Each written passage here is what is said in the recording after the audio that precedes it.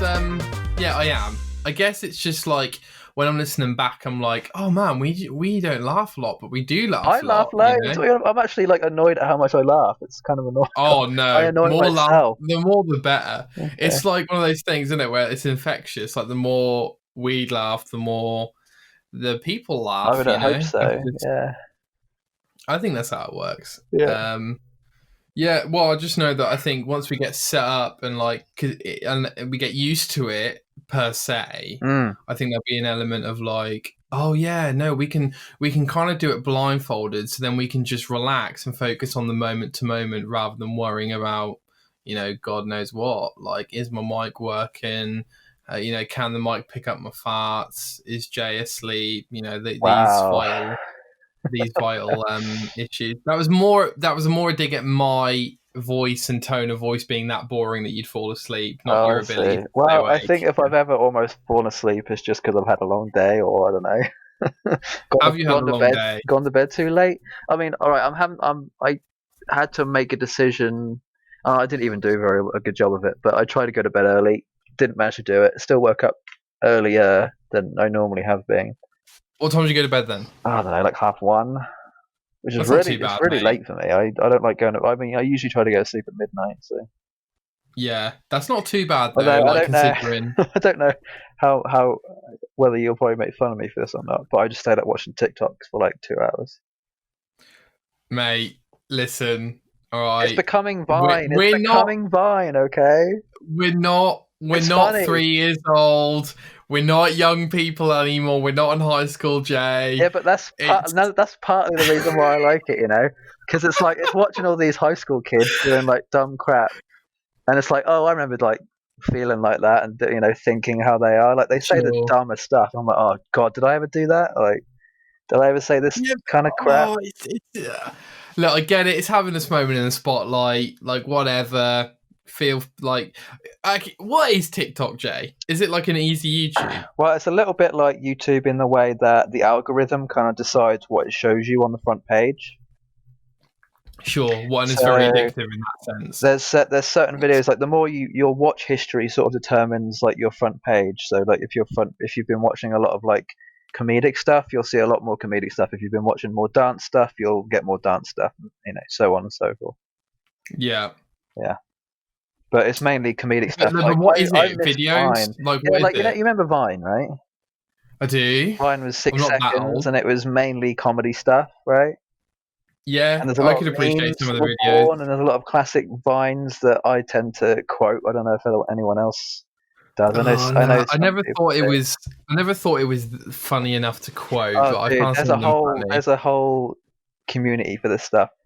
A lot of Viners who got work off of it, or who are now got their own YouTube channels and who are very funny, but like, or not like the Viners who are like assholes, the actual like cool people. Sure. How can you tell the difference? Usually the assholes are still doing the same shit. Wouldn't they make those type of like an arsehole come under the class of Logan Paul, isn't it? Yeah, like that type of person. Yeah. Right. I don't know. I don't know him, but yeah, I've heard exactly. that I've watched a few things that he's done and trying to make amends for all of his stuff that he's done or whatever. Oh right, okay. Well, but yeah, it's sort of becoming the next Vine, at least, anyway. We live in such a weird time where like YouTubers are starting to really hit the mainstream with these boxing matches, and there was a guy on Great British Celebrity Bake Off, and he was a YouTuber or vlogger, and it's like, this is gonna be. I don't know. He's really young and blonde. Yeah, that's quite a few of them. Yeah, I literally. It's probably every single one. I literally couldn't tell you, but Oh, Joe Suck. There you go. I know who that is. Maybe. yeah, maybe. I just googled it. That's Zoe, someone's brother. I forget her bloody name now. Who's Zoe? She's this famous YouTuber. Right. Okay. Well, I think it's going to be one of those moments of like parents are going to be like, "Oh, right. I guess this is like what the kids watch," and like because he's a celebrity, and it's crazy to see the world of TV.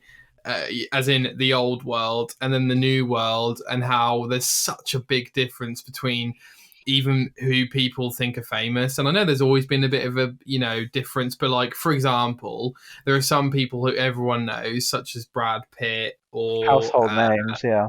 yeah, household Tom names, Cruise. Tom Cruise. But then you get the kind of like the people I look at in the past who have stayed celebrities. So people like Johnny Cash, Elvis Presley, Bob Dylan. Mm. But then you've also got like this wave at the moment of people who are famous, but not really famous because they're not in that mainstream. But you could argue that no one's ever in that mainstream. Like, it's only because loads of people watch films that everyone knows who Brad Pitt is. Maybe, I don't know. Like, maybe people in Brazil don't know who Brad Pitt is. Like, I don't know.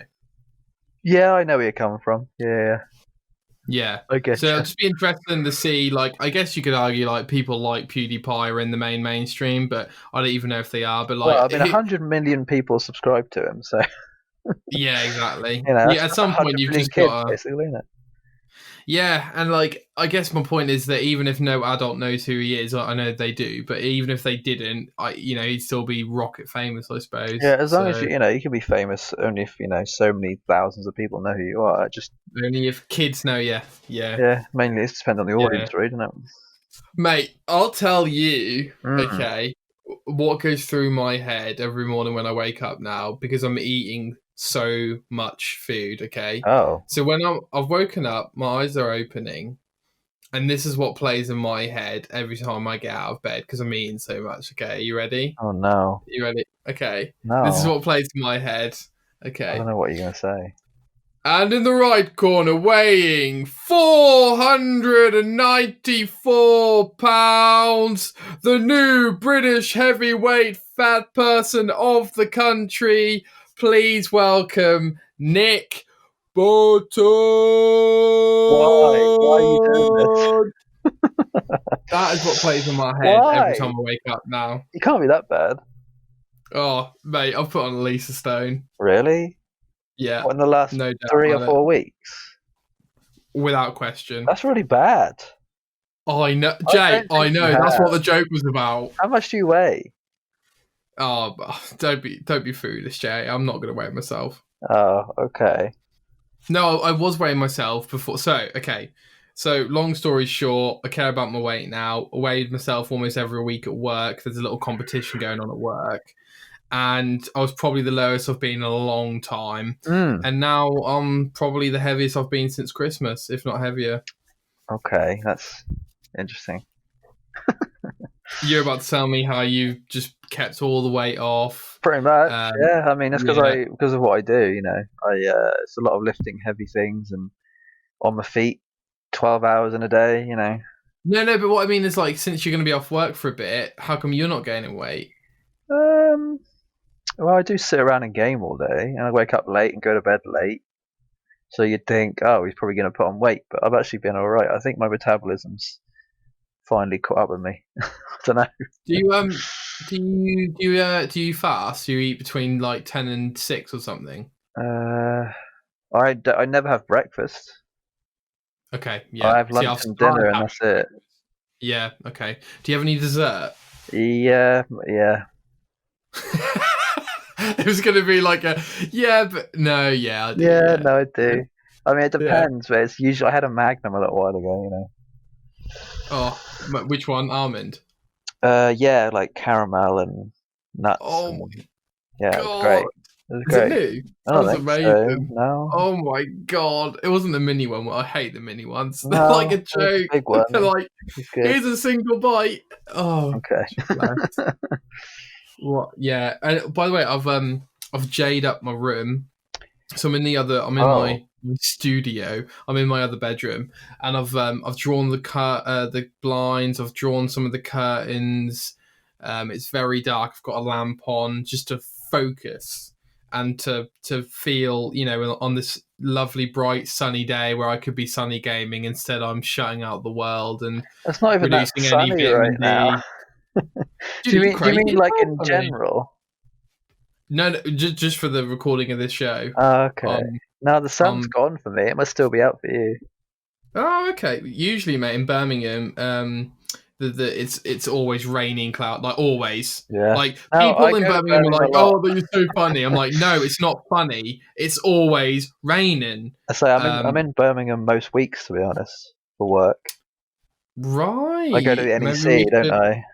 Oh, of course you do. I know the NEC. I know the way to the NEC, and now I know myself. I know the way around the NEC like the back of my hand. I'm there all the bloody time. You've been to Birmingham Airport? Yeah. Mate, I Stay work there 2 sometimes. minutes.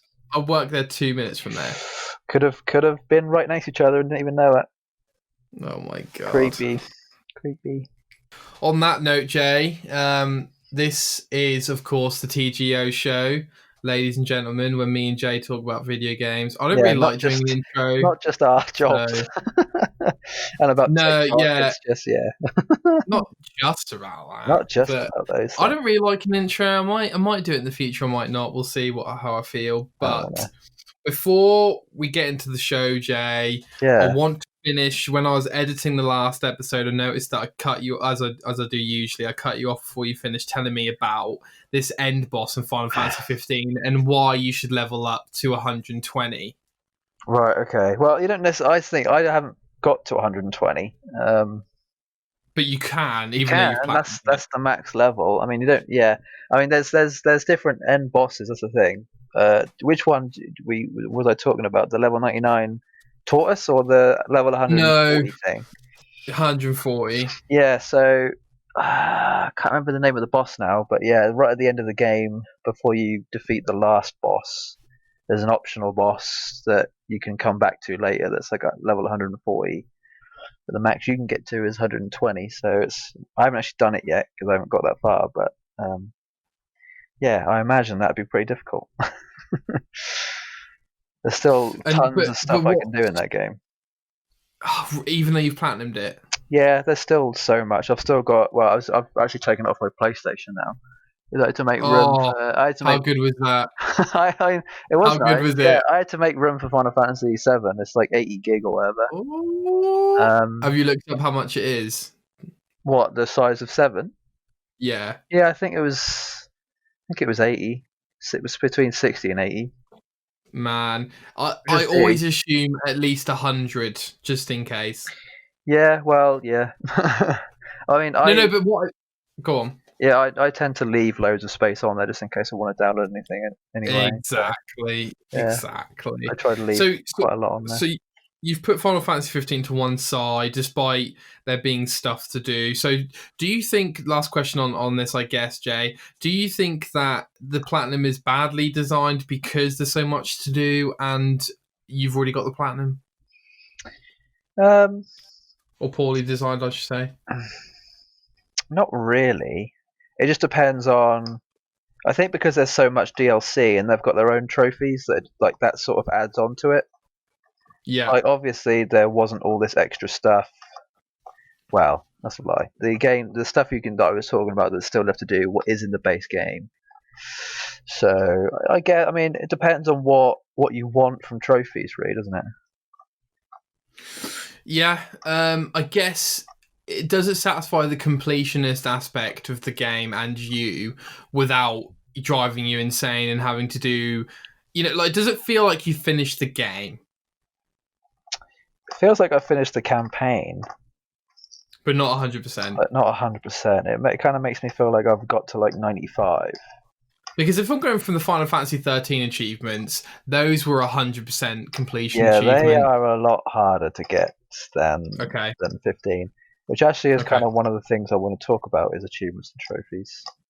Let's move on to that then. Okay. So we're going to talk about what we're playing. Jay, I'll let you lead since I've talked a lot already.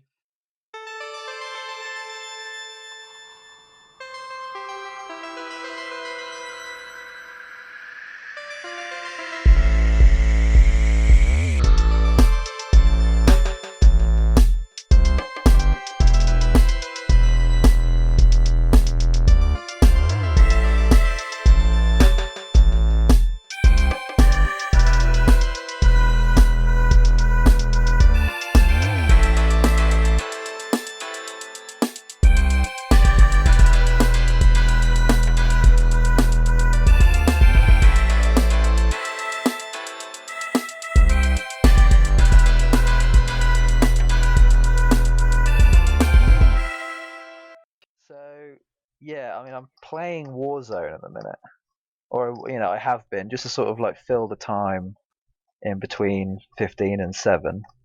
So this is Call of Duty Modern Warfare, the new Battle Royale mode. Yeah, it came out sort of I want to say the first or second week of March, and I've sort of Okay. been seeing. And it's free in it. I didn't actually realize it was free until like about 2 weeks ago.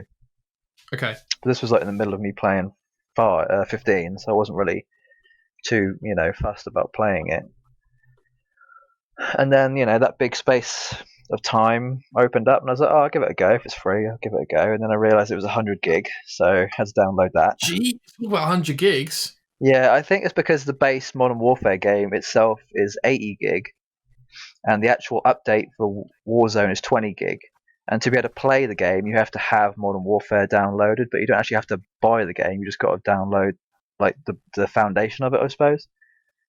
So you've got to have all this 80 gigs worth of stuff to be able to even like then download the 20 extra gig that you need for Warzone. So it didn't actually take that long. It probably took about 3 or 4 hours to download.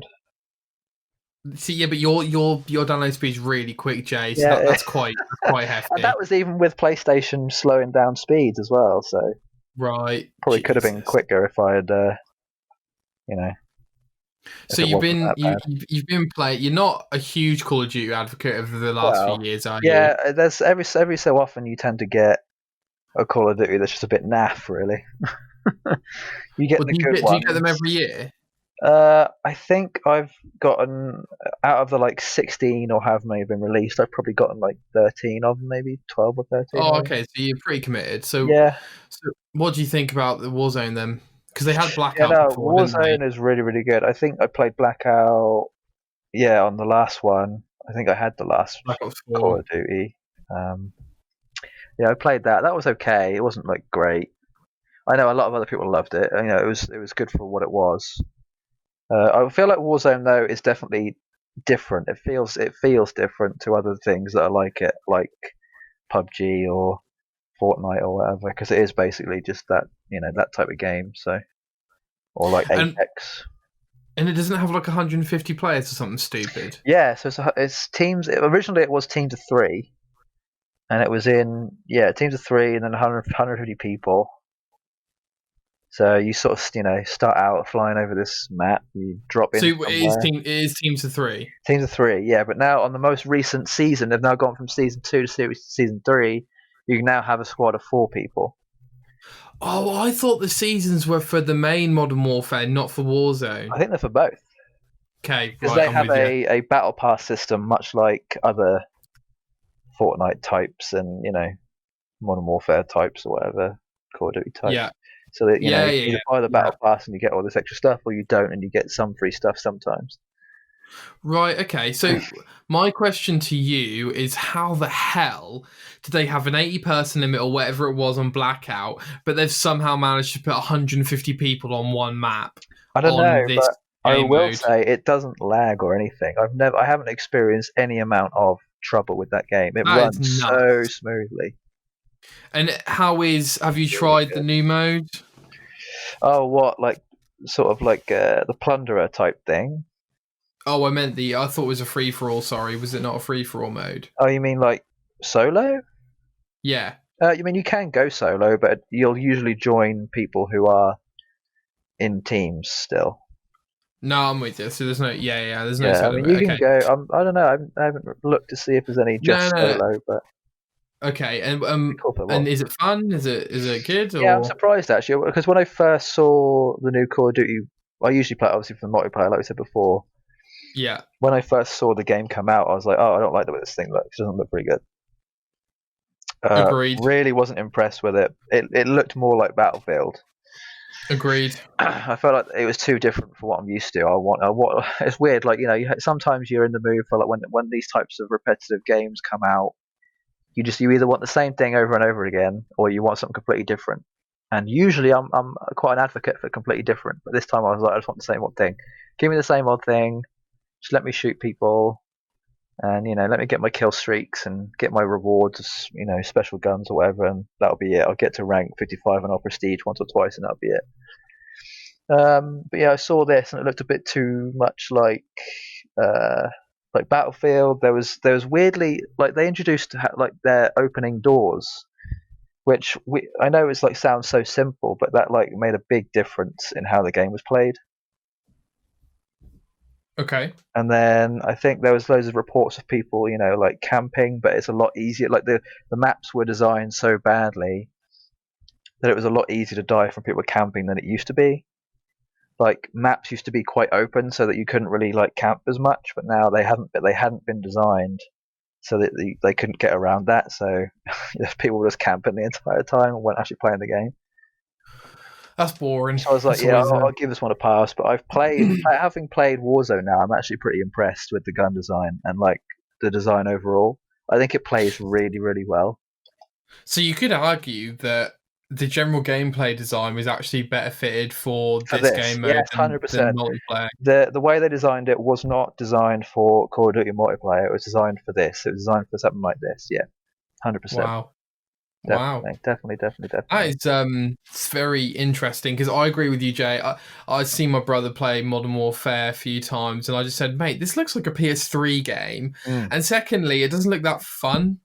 I'm of the mindset of I'm not saying it needs jetpacks, but I really, really, really enjoy the Titanfall gameplay of like jetpack, quick momentum. So when you go back to say Call of Duty Modern Warfare the reboot, it's kind of like, oh no, this is not what I want to play. But it sounds like this new Warzone mode. See, the thing is that I'm skeptical, Jay, because everyone said Blackout was really good when it first came out. So I'm kind of like, is Warzone going to stay around? Like, what's the plan here? What is the Call of Duty roadmap moving forward now that we've got all this disruption and apparently cancelled games and like what? And Infinity Ward seems so busy at the moment. It's like, what is the plan? What's going on? Yeah, so why are they so what's the deal with all this cancelled game stuff then? I don't know if I know about this. So the rumor was that I'm going to get this completely wrong, but this is how I remember it. Raven Software, who do loads of Call of Duty stuff because they're an Activision in-house they studio. did this stuff as well, yeah. Right, so they do like loads of like DLCs and stuff. Mm. I'm pretty sure they were gonna do a mainstream Call of Duty game. Okay. Or Sledgehammer was due to release theirs, and so something went wrong. The game wasn't shaping up. So now apparently Activision are bringing Black Ops 5 forward a year, so it has a year less development time. And apparently they're helping on the cancelled game, wherever that is. You look it up if you want, mate, because you might be able to find quickly which studio I'm talking about. Yeah. And so it kind of puts into question of, is Black Ops 5 now delayed? Is that going to be a very good game? I liked the multiplayer emphasis of Black Ops 4. I thought that was a bit different. But I don't know if it had the legs that people thought it would. Modern Warfare seems to have hit harder than even I suspected, despite the campaign not seemingly being as impactful as one would hope. So now it's kind of a question of Infinity Ward seem really busy doing Warzone, doing Modern Warfare 2 remaster. What's going on there?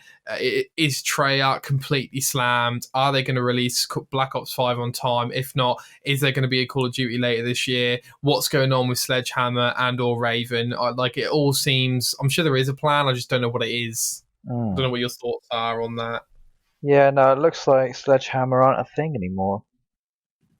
Really? I don't know. It just says, from what I'm reading here, it looks like, you were right about their game not... It was their game that...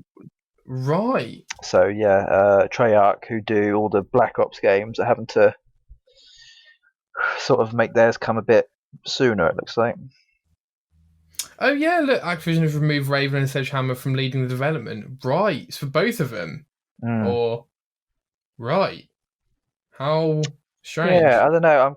That's the thing. I think we spoke about this before, didn't we? About how, each developer gets 3 years to make a really good Call of Duty game. That's right. But now having a year less makes it seem a little bit, less likely to be good. When Call of Duty games need that time, they need that. Oh, absolutely, mate. I need the time to think Call of Duty gets a lot of slack, but like you say, there's so much polish on it.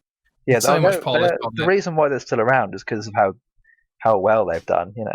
Absolutely, I completely agree, mate. Like, it's an easy target, and people, like, even I'll say, like, they are repetitive, but you have to give credit where credit is due, and they are really well made games, top to bottom.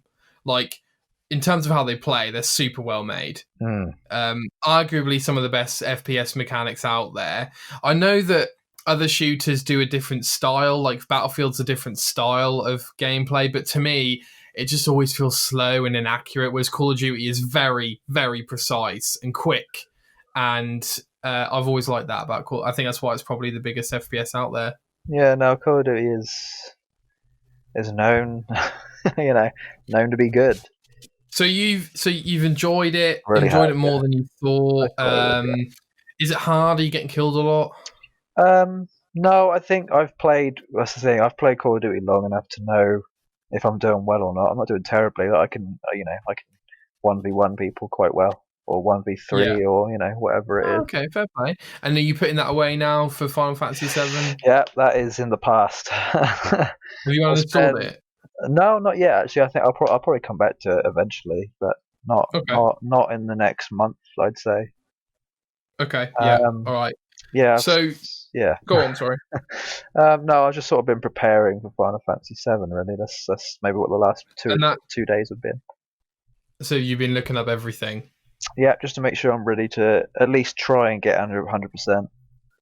I think you, from the limited things that I've heard, Jay, I think you will be able. Yeah, I'll be able to. This is the thing. This sort of brings me to my next thing about trophies and achievements. Actually, Good. Good. this was my Good main. segue.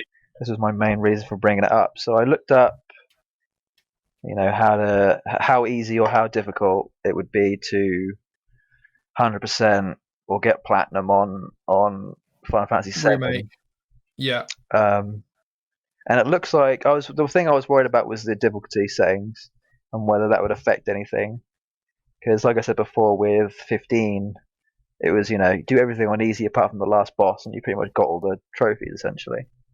Yeah. But on this one, it requires you to go through the game once on either easy or normal, and then And then once on hard. do it all again on hard. Yeah.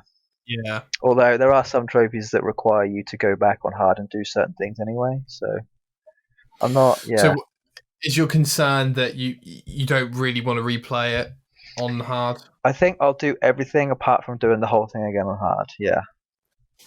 But if there's a trophy, right, which is like do it on hard and it's on like 3/4 of the way through the game, I mean you might as well finish it on hard then, right? What you mean, like change the difficulty partway through? No. So let's say you start a new hard playthrough to get a few miscellaneous hard related, like hard difficulty Yeah. related trophies. Mm-hmm. I don't know if they are No, there, there but they let's are. say Yeah. that. So then let's say one of those hard difficulty related trophies occurs at 3/4 of the way through the game. It does. Yes. Does that mean you might as well just finish the game on hard difficulty then, right? Yeah. No, I have been thinking about that actually. There's a couple trophies that require you to sort of, I'd probably say about halfway through, do a certain thing. Yeah. And yeah, I mean, because the thing that is, after you finish the first playthrough, all your stuff is kept.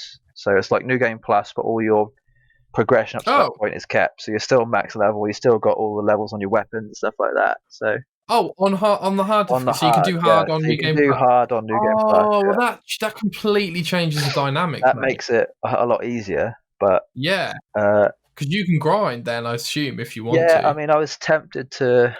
I'm going to see how well I do with the rest of the trophies, but I'm probably not going to do that. I don't think. I think Really, I'll probably just do one playthrough and then I'll leave it.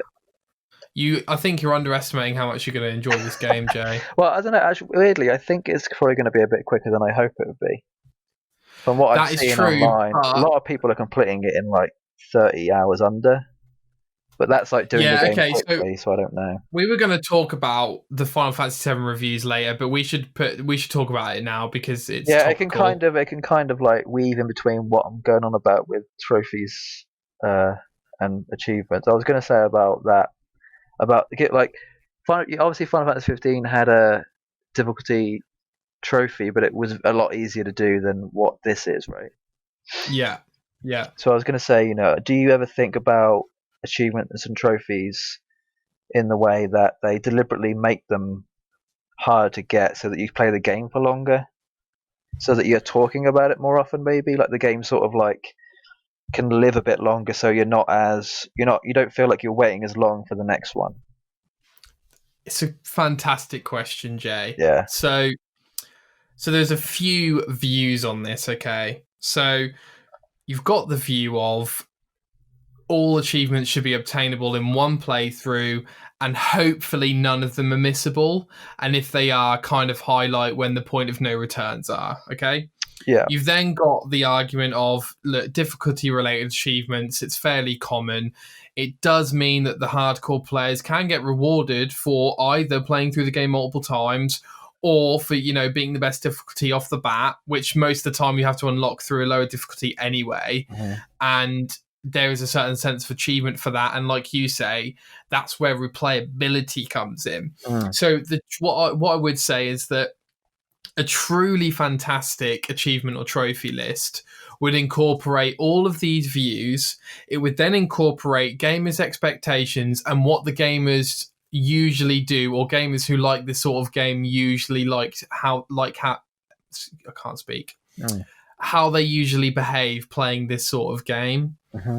And I'd incorporate all of that, and then I would make the trophy list. So for an RPG, your completionist achievements aren't surprising, but I would find them frustrating if it was a long, dreary, overhauled RPG, which was too long and boring, right? I think in the case of Final Fantasy VII, from what I hear, it is shorter than you might expect. However, it sounds like the quality is so high of every hour you play, you're not going to have an issue with that. Yeah, for me, I've been thinking. For me, if I played through Final Fantasy VII Remake and I loved the playthrough I did, I would happily do a New Game Plus on hard mode and get that achievement. Just like, I'm trying to think of an example of where I did this. Yeah, I'm sure. Replaying, Spider-Man, dude. Spider-Man. Did you do it? Oh, did you do that? I did it 3 or 4 times. That's just it. So there's a trophy on Spider-Man for doing it on hard or whatever. Yeah, and then New Game Plus, yeah. which they patched in or whatever. So if you've done that, you've definitely got the capacity to do it, mate. Yeah, that's true. Although I did come back to it after a while. Like, I'd finished it once. Right. And then I think I want to say almost maybe a year later, I came back to Spider-Man, did it on hard and New Game Plus. And in answer to your question, Jay, that's exactly what they want you to do, right? Yeah, you're right. They don't want to put in New Game. Like, I appreciate when Ratchet and Clank, New Game Plus is such an essence of that formula. But I can also appreciate when developers say put in New Game Pluses for God of War, for Spider-Man, like a few months after it's been out, because it will bring players back and they will think, oh, you know what, my trophy thing's on 98% now. I'll just play through it on New Game Plus on hard, and then it'll be clean slate. And I think it's clever. I think you're getting more value from your game. But at the end of the day, I think your concern of is it worth it? I think it depends on how much you enjoy the game. Yeah, no, definitely it sounds like that. Yeah. Yeah. So I don't know if that answers your question. Yeah, no, that actually that made me think about quite a lot actually. Yeah, no, I think I have to see how I feel. I think it'll be one of those things where I probably come back to it. Although knowing that, how things are going to be, I know that's going to require a lot of time to go back and do all that again. So I've kind of. You might have it though. You might have the time. Yeah, there might be a time at Christmas or something, or. Oh, I see. So in your mind, you've already allocated only one playthrough of time. I have to. Yeah, I think because I want to finally do Final Fantasy 13 after I've done this. Right. And I kind of want to do that sooner rather than later, to be honest. Yeah, I mean, it's already probably 10 years later, but yeah, it's almost it's getting there. 2013. When was it released? 2011? Was it 2013? I think so. What FF? No, 13? You mean? 2009. Oh, 2009. There you go. Yeah, so 11 years ago. Wow. Or coming up on it because it'll be December. Okay. It's the thing. I got to chapter 10 out of 13, so I was almost there. Yeah, and are you gonna? Well, let's talk about that later. Let's talk about that later. Let's talk about that later. And I just thought of a couple of examples. So one of the examples for me is Max Payne 3. So I enjoyed the Oh playthrough wow, so I love that much. game, dude. That's so Oh, good. dude. History dip next week. Max Payne 3, baby. Write it down, Jay. Write it down. Okay, I'm writing it. So I love that game so much that I played through it, I think 3 times in the end. Wow, that's surprising. Yeah, it surprised me too. Well, to be fair, I think second one was kind of a mop up of collectibles, of which I remember there being loads on that game. Yeah, I remember And that. then, that might have been and I think I did one on a harder difficulty as well, but I'll have to check. But yeah, just to quickly finish up, you feel like you've covered it, Jay? Do you want to discuss anything else? No, I think that's good. I think Okay, cool. Well, yeah, I've like, just been. one quick thing with the reviews of 7. Yeah. I kind of. Oh wait, so we are mixing the topic. But you want to talk about it now? Yeah, no, I just want to say about how. What's your opinion on reviews for games? Do you like knowing the score it's been given before you play it or after? Depends on the game, mate. Because I don't think I want to Depends on know the what 7's been given yet. I wasn't going to tell you. Okay. I for sure thought though that you've already checked it since you're looking at everything. Weirdly not. I've tried to avoid it as much as I can. So you're getting to know everything you can about the game, but not learn about the game's reaction.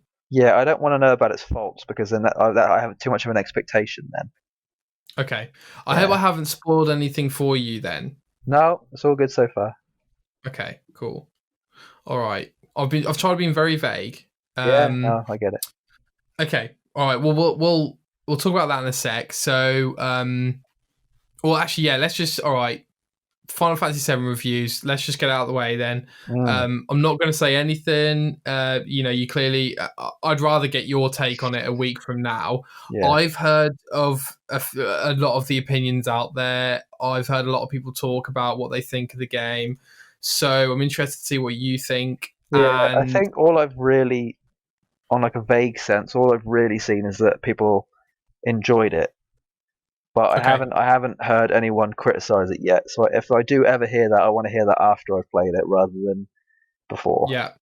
Okay. That's it, really. Yeah. Okay. Didn't really want to hear anyone say anything bad about it. Yeah. No one is allowed to say anything bad about this. It's definitely a well-regarded classic, isn't it? So, exactly. Yeah, so what I'll say then is, we'll talk about your verdict next week, so I imagine you'd have finished it by then, you absolute machine. Yeah, I mean, hopefully I'll be halfway through 13 at that point. Wow. That's Oh the my plan. God. In my head of places to be, I kind of want to be, by this time next week, I want to hopefully at least start at 13.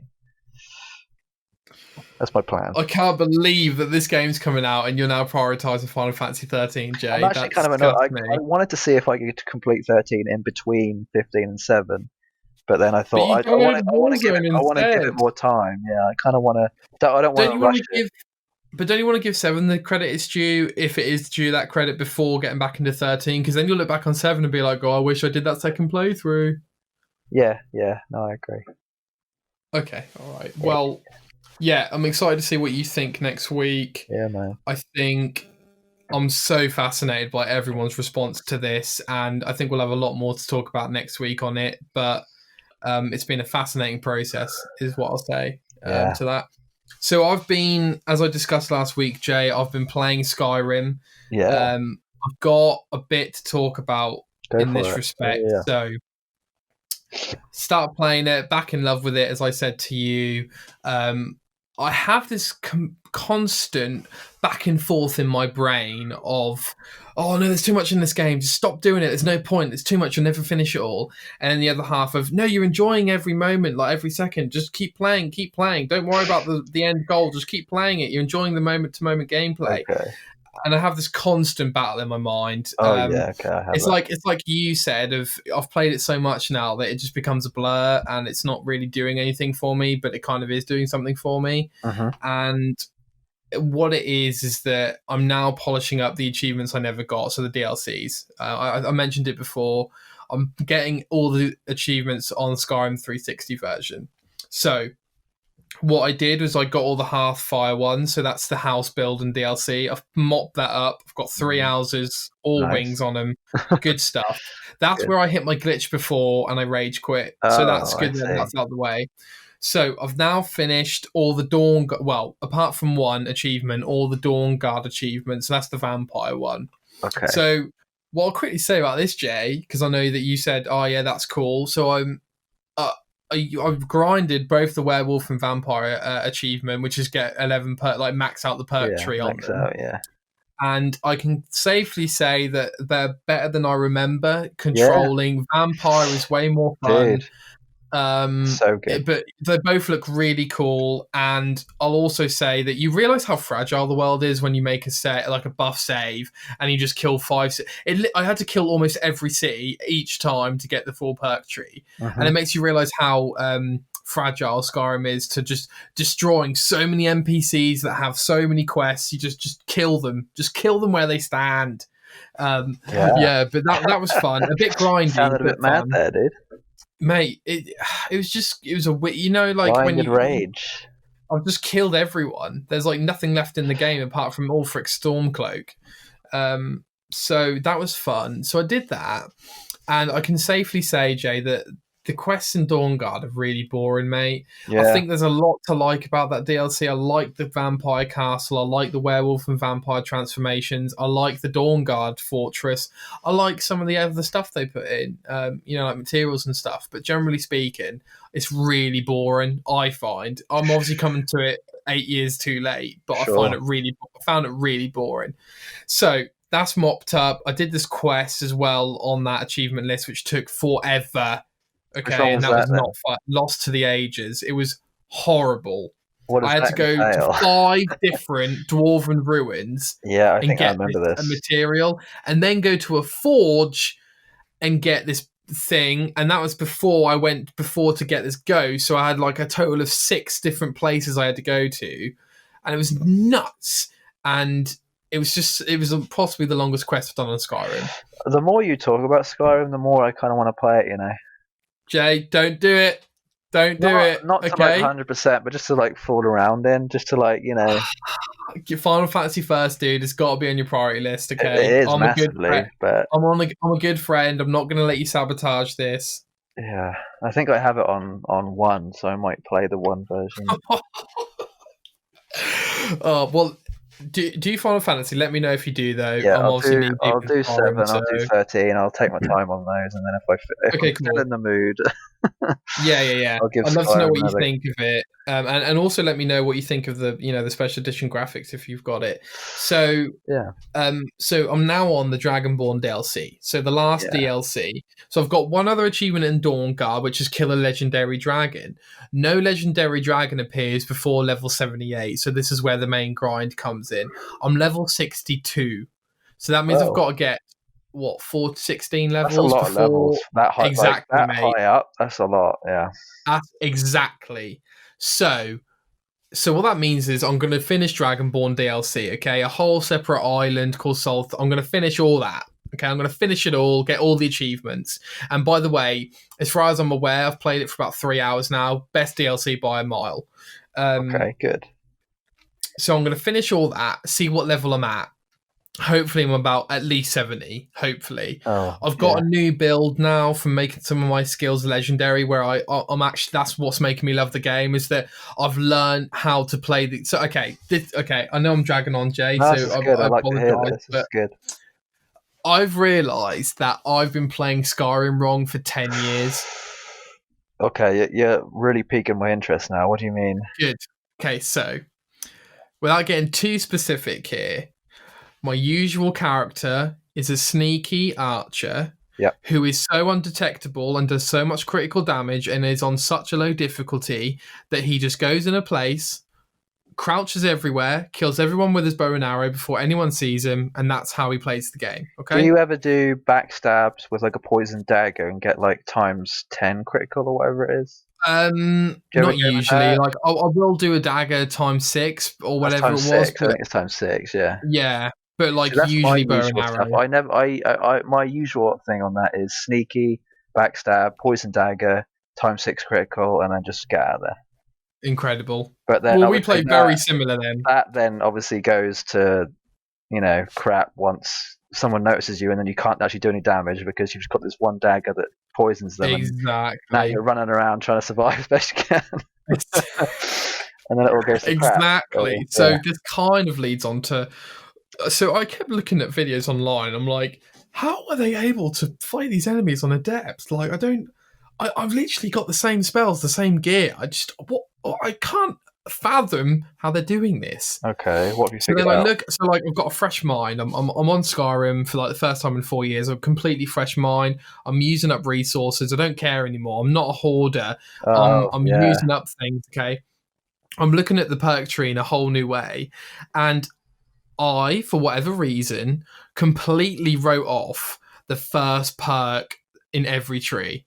Okay. So if you don't know, right, the first perk in most skill trees on Skyrim is, for example, one-handed does 20% more damage. Most of them can stack up about 5 ranks. So overall, you can do 100% more damage, i.e., twice as much damage. Yeah. For whatever reason, I had never invested in these ranks. You joking? So, I'm not joking, That's Jay. weird. Okay. Oh, I know, right? Okay. So, I kept playing the sneaky arch build, and I was on like novice because I literally couldn't kill anyone on any other difficulty. Yeah. Okay, I promise you. And I realized I was like, oh my god, why have I only got 20% archery damage when I'm an archer?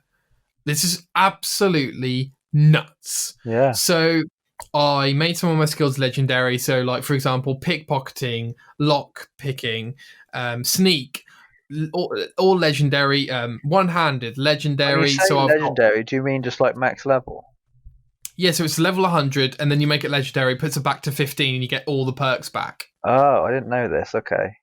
Yeah, so it's kind of like a new game plus on your skills. It's a new game plus on your skills. So it makes it more powerful somehow? It doesn't, but you can gain experience in that skill again. So the idea is that you can level up using that skill again. You get all the perks back. So you can then reinvest the perks in things that will, change your character completely. Okay, so it's like a prestige almost. Yeah. Okay. So, like, you could just leave all the perks and just save it for when you level up the skill again and get all your perks back, right? Yeah. But the idea is that you make it legendary, you get your perks back, you then, because you love that skill so much, you then level it up again to help you level up and get more perks. And with the leftover perks you have from getting all the perks back from making it legendary, so you've got all the perks from the tree back, because it's gone back to 15, you should then invest it in other skills which you need. So that's exactly what I did. I made my blocking better, I made my one-handed better, I made my archery better. So it doesn't reset the one you did in legendary, no? What do you mean, sorry? So, like, let's say, what's the max level on a skill? It's 100, right? 100, yeah. Okay, so let's say you get to 100 on sneak. Yeah. You've now made that sneak legendary, and it's gone down to 15. Yeah. Do you still have all the perks ticked off? No. Do they reset? No. They all reset. That's where you get all the perk points back. Right. Okay. So you get them all back from the tree because they were in the tree. But now your build isn't a sneaky build anymore. Correct. But however, yeah, I have all the equipment needed to be at least 50% efficient at a sneak build anyway. Okay. So I've got the Guildmaster boots, I've got the sneak ring, I've got the sneak necklace. So if I really want to, I can be sneaky again and get all my skills. Respecking, but not. It's like, do you only do it if you wanna change up your build? Is that basically what it is?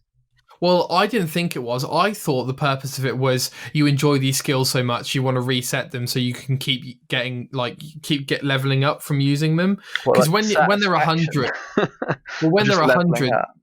Well, yeah, exactly. Because when they're 100, you can't level up from them. Yeah. Okay. So that's why I reset lockpicking, because every time I was opening a chest, I wasn't getting anything for it. Right. Okay. So, and I've got enough lockpicks to last a lifetime, so there's no real loss for me there. I can lockpick any chest I want. It'll just be a little bit harder now. Okay. And then the second idea is you can change your build. I didn't completely change my build. I made my build so that I can actually play the bloody game. So, as I said, I reinvested in all these skills, and most importantly, I reinvested in restoration. And now Yeah, I boy. can actually heal myself, and it's unbelievable. See, I that's can't what I did on my, I want to say, second or third playthrough. I discovered spells. I was like, oh, magic's a thing. exactly. My main thing. Well, I forget which tree it is, but what's the spells that allow you to reinforce your like defense? Alteration. Is that? Alteration. Yeah, I think that might have been Yeah. it. I did that. I did Yeah. like a really tanky build that with all magic stuff, so I could basically just get more tanky. Essentially, I never died. Yeah. It was great. Yeah. Yeah. Yeah. And like you say, magic completely changes that game, and I'm always averse to magic. I'm always put off by it. Yeah, I usually But am too. it's completely It's a bit changed the way I boring, play the really, isn't game. it? Like Exactly. I'm Fire on War, it's just like, oh god, boring. exactly. We're swinging a sword. Come on. So Yeah, so now I'm level 62. I've never had more fun in years, and I can safely, hand on my heart, say that I'm playing on Adept for the first time ever. which is and the harder one, right? it's basically, so there's like 5 difficulty seconds. It's basically medium. 5 Oh, difficulty okay. seconds. Sure. Basically, so you've got novice, apprentice, adept, something like expert, and then legendary or something, or like expert, master, legendary, or something like that. Okay. So it's like it's normal, but it's better than I've been doing, and I'm thoroughly enjoying the fact that I've learned how to play the game. So it got too easy for you, and you just wanted to make it more of a challenge. So you're saying? yeah, and I want to make it a challenge so that I can actually play the game rather than just die over and over again. Okay, good. That was the predicament I was in, was that I could kill anyone in one shot, but any actual fights with my sword, I just kept dying, or had to use 100 potions. You were like a glass cannon in that way, then. What am I now? No, I said you were like a glass cannon. What do you mean? You never heard that term before? I have. I don't know what it means. Okay, I'm trying to think where that. It's like, I guess RPGs, like glass cannon basically means you're all attack but no defense. Like you're like literally a glass cannon. Like you shoot, you do a lot of damage, but the minute you're whacked, you just shatter. Oh yeah, I'm with you. Yeah, exactly that. Yeah. That's what I was. Yeah. And now I'm, a safely sustainable cannon with iron bearings. I feel like you kind of have to balance that stuff out. You either do a lot of damage and you aren't tanky, or you're really tanky and you do no damage. Like you have to either find the middle ground or go to one of the extremes, don't you? So yeah, absolutely. And I found the middle ground. So and you prefer the middle ground, do you? Oh, by a mile, mate. Okay, good. By a mile. So with my rant over, thank you for indulging me there, Jay. I'm also playing a game called Gris. Yeah, this is confusing me because I haven't even Googled it. What is this? Google it, mate. Okay. It's a very artsy 3 to 6 hour. Whoa. Yeah. Oh, I like the art, man. Oh, this is so you, dude. Oh, what's that game?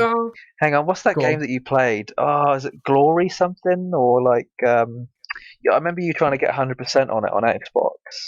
Is it Light something? Light of Glory? Child of Light? That might be it. There we go. Child of Light. Oh, Jay. There we go. Yeah. It reminded me of that. Jay, talk about... There it is. Oh, talk about one of my favourite games ever. Yeah, I've never played it. I've seen it. Oh, Jay. And I like the art, but I've never... That's the thing. These type... I don't... Is it like a 2D side scroll? It's a little bit like Ori in the thing, right? Ori in the Forest? Ori in the Blind Forest. It's way more minimalist. Yeah, way more artsy. I've noticed you've started to... Oh, I think you started to. I think you've probably always had this, but you like the 2D artistic kind of atmospheric style games, right? I do. I do like atmospheric.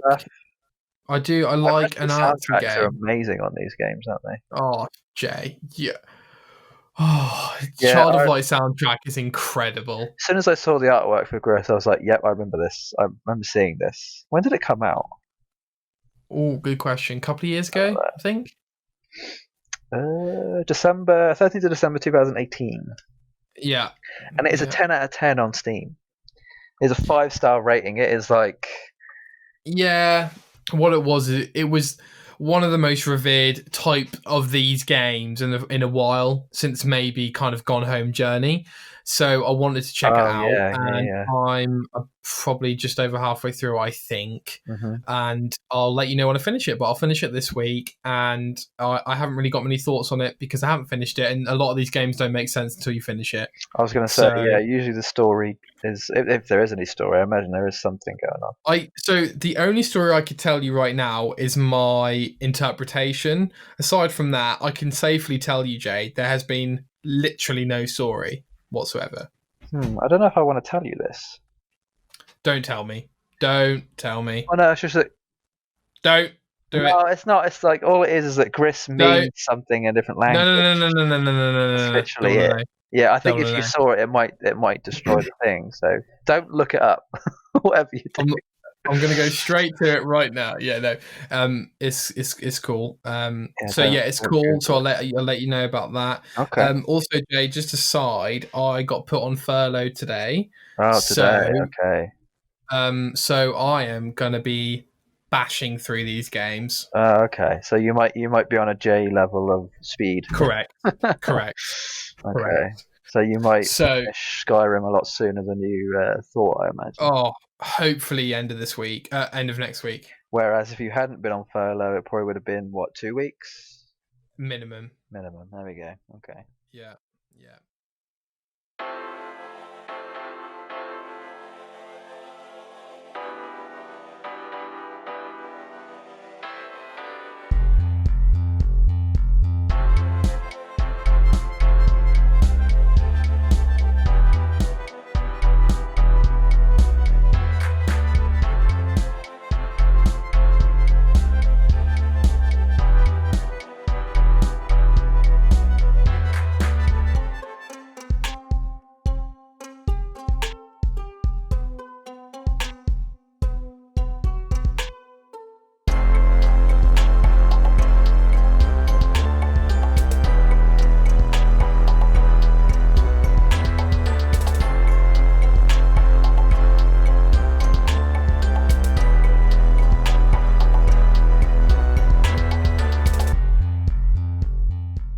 So thank you for indulging me on that rant, Jay. So without further ado, shall we move to Louis, Huey, and the news? Wow.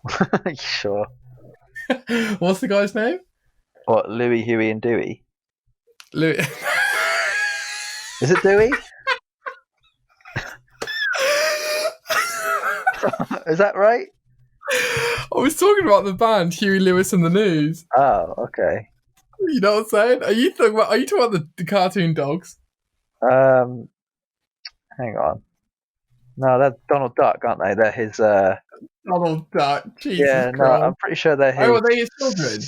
No, they're his nephews. Yeah, Donald Duck. Oh, nephews. right. Okay.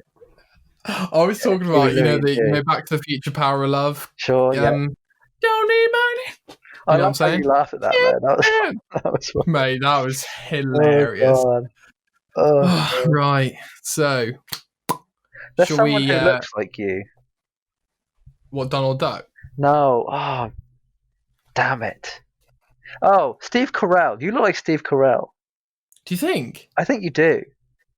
Really? Like, like clean shaven, I think you look like Steve Carell a little bit. Dude, I was Steve watching The Carell is one Office of those. earlier, the American one, just to I watched it just to watch it because it's funny. And I watched it from the beginning again this morning. And I was like, oh, Nick looks like Steve Carell, like young Steve Carell. I appreciate that. I might have to look this up, like him, like very young, and just see if he looks even more like you. He does There's have so quite many a strong people who look nose. like you. You do realise that? You what? Sorry. I'm gonna have to make a. I'm gonna have to make a compilation of people who look like you, because there's so many people who I see on TV or like films and stuff. And I go, hang on, is that Nick? Is Nick in a movie all of a sudden? Like, what happened? Mate, Steve Carell is one of the funniest actors ever. 40-year-old virgin is genius. Absolute genius. I tell you what, Steve Carell looks like a good mixture between you and your brother. Yeah, like, that makes sense. Yeah. Because he's got the tidiness. Yeah, I get that. Hang on, I'm gonna I have get to that. I have to quickly send Oh, you this here we go. picture. I'll just quickly Photoshop your. No, no, no, no, Yeah. no, no, no, no, no, no, no, no, no. You- Let's just back up. Going on a bit of a tangent. This is a fun tangent. Okay, all right, yeah, I'm on board. I've got the row. Because What do you call it? The I, oar. I've got I the honestly oar in haven't hand. seen your face necessarily in a while. Correct. That's Just not true. We FaceTime. Well, you like, did, but I mean like face to face. okay, Do you want to sure. know the last time I saw you face to face? Can I guess? I'm trying to remember exactly when it was. I have to go back to Well, my I think I Facebook. know what it is because I thought about it this morning in the shower. That's a weird thing to say. I think about it a lot in the shower. Yeah, no, I do too. Um, Yeah, I think I uh, have it. Yeah, July 2014. Yeah, wow, that is I a think lifetime that ago. was. Yeah, I think that was the last time. Although it might have been after that because I remember taking a photo. When did we? When did we meet up in the pub near Leish's house? That was after that, wasn't it? I honestly can't remember, mate. Yeah, I I think. don't remember. I don't remember that. Yeah, me, you, Ben, Leish, Rosie, Raf. We all met up in the pub, and I can't remember why. I think it might have I been. think I think it was before. Was it before Ben's birthday? that sounds about right. Yeah. Yeah. So whenever that was, that Yeah. might have been like a year later, like March 25th or Right. something. Did Oh, you yeah, leave early? no, no. I think I was one of the. Me and Will were the last people to leave. I think. Or Right. we leave before It everyone else. does look like a mixture of B and It L. does, doesn't it? Yeah. Isn't that creepy? I even got the wonky eye like I've got. Oh Exactly, wow. dude. Crikey. Also, I didn't actually realise I had a kind of wonky eye until Oh, I do sometimes too. well, you've got one. Yeah, definitely. Fair, fair. Shall we talk about Huey then, Yeah, Jay? Shall go we for it. okay, Yeah. so I don't want to keep talking too much, Jay. So I'm gonna lay out the news stories and I'm just gonna ask for your thoughts on them, okay? Go for it. So do you on our doc, Jay, do you know apart from the last one, do you know about any of these other two? Yes, the middle one no, top one a little bit, bottom one a little bit. Okay, fine. So, first story I want to talk about: Gearbox bonuses apparently, reportedly snuffed. Yeah, So, explain to me what this is. so I'd love to know. over at Kotaku, Jason Schreier, very very famous games journalist, has all the downloads and all the game studios and delays and cancellations and all that kind of stuff and work crunch and all that stuff. So he wrote an article reporting. So yeah, I mean, look, if I get any of this wrong, like I get it wrong, the article's there for reference. Mm. But from what I can tell, every quarter or something like that, the Gearbox staff get a bonus, and because Battleborn hadn't hit as hard as they hoped, and the Oh, game dude, before that. I'm putting that on the list. Oh I need to god. talk about that game. I And love that game. another game didn't hit as hard or something like that. Their bonuses weren't quite as lucrative. But to be fair, the scheme is something like when the company makes enough money back, like when it makes the cost of the game back, the rest of it basically goes to the staff for Yeah, I bonuses. think I've heard of this before. Actually, I remember So them it talking about sounds it quite before. lucrative if it works, right? So basically, what happened was, what I can tell from the article, is that Borderlands 3 took a little longer than expected. It was a bit Yep. more expensive than they expected, Mm-hmm. and instead of telling the staff of the expectations of the bonus, they got told like a day or so before that actually that expectation's completely wrong, and it's going to be a lot lower than you think. Okay. And that's because the game was more expensive than you think, etc., etc. So that's kind of what I can tell from the article. Okay. The main issue I can tell is that the company should have been way more transparent with the workers, because a lot of them said that they were expecting it and they were making plans around it. So I would suggest that, if this is true, Gearbox be more transparent with their bonuses. What do you think, Jay? I'm kind of glad you asked, actually.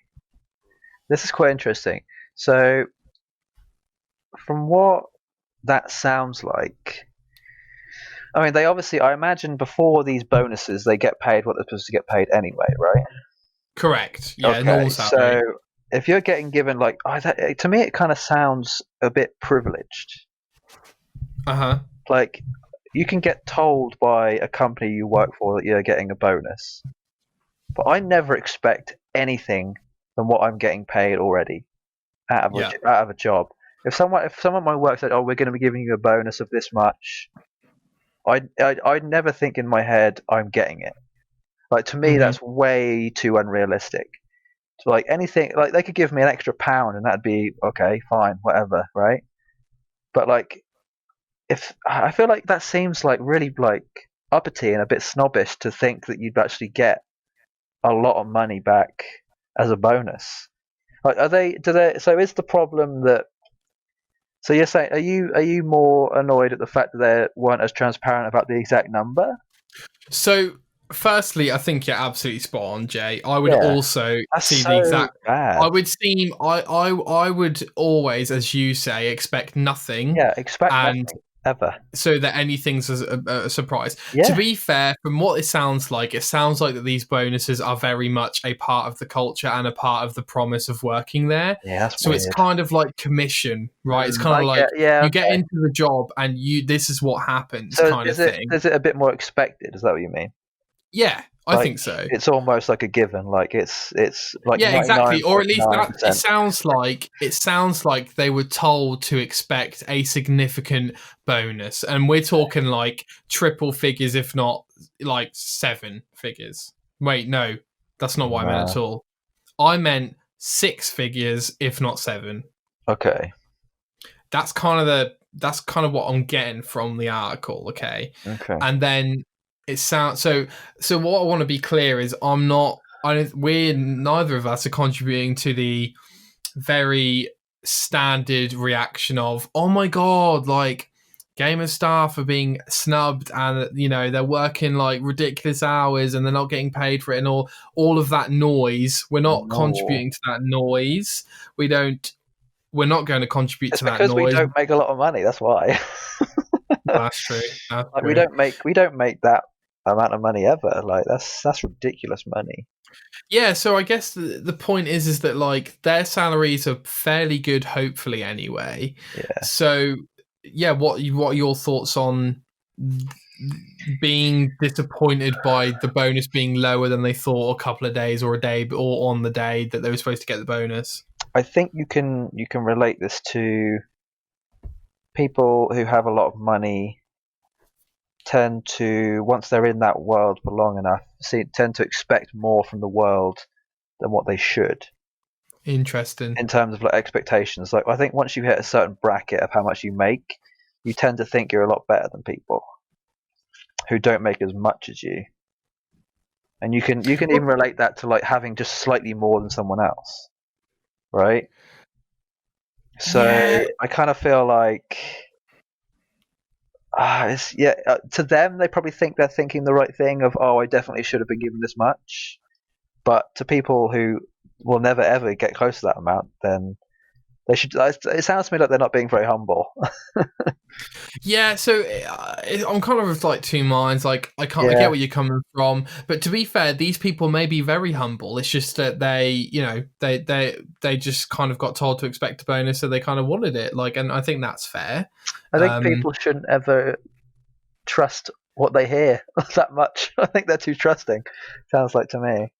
well, but to be another element that I should have spoken about is the fact that they say that a lot of their justification of crunch and stuff comes from this promise of a bonus. Oh, I So see. it So makes it easier. it's sort of like a motivation type thing.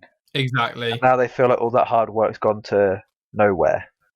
Well, not nowhere, but like less value, Just I guess less you than could what they, argue. yeah, less than what they thought. Okay, yeah, Yeah. no, that's the thing. I've actually had this even with like smaller things. Like Yeah. I'm told about, at work, like Stuff. we'll be finished by a certain time, right? And then think plans change, things maybe go wrong or slightly differently than you expect, and it turns out you're home 3 or 4 hours longer than or after you thought you were going to be home, right? Yeah. I guess you could. That's like the small version of what this is. This is that times 1,000 or whatever. Yeah, But yeah, when it comes to money, it's obviously more of a livelihood thing. yeah, absolutely. It's almost And like their trophy. Like they've won their award. They've got their reward for what they have put back into it. So yeah, I can see it from that perspective. And I imagine if I was in it, I would feel exactly like they were. But from looking from the outside in, I guess you could say there's like a slight bit of jealousy from me in that I wish that was me kind of thing. yeah, and a point that last point from me is that I think there is an element of people should take value in their value, and we don't see that enough. And if they do think that their value is equal to that of their bonus and how much they put into the game, then I've got to respect that because I don't know it. But I do think that there is a lack of people taking value in themselves and how much they can contribute to companies, especially amidst all of this like CEO executive hatred culture of bonuses and all that kind of stuff. Amidst that culture, I think people are scared to stand up for their value of what they think they Oh, should were? get paid to Yeah. contribute to. Yeah, and I think that's bad. I think we should take some pride in how much value we have and how much our skill set and knowledge is worth. Yeah, do you want to say anything else, Jay? Yeah, no, I feel I can relate with that, especially with work. Like, sometimes you feel a bit underappreciated, but then all of a sudden you get, a reward from it, whatever it may be, and you're like, oh, they actually do, you know, I'm being shown that I'm valued here. So Yeah, that's their yeah, version of that, I suppose. Yeah, just on a much higher degree than anyone like me or you would ever experience, I guess. Yeah. yeah, Yeah, yeah. no, I can relate somewhat. So.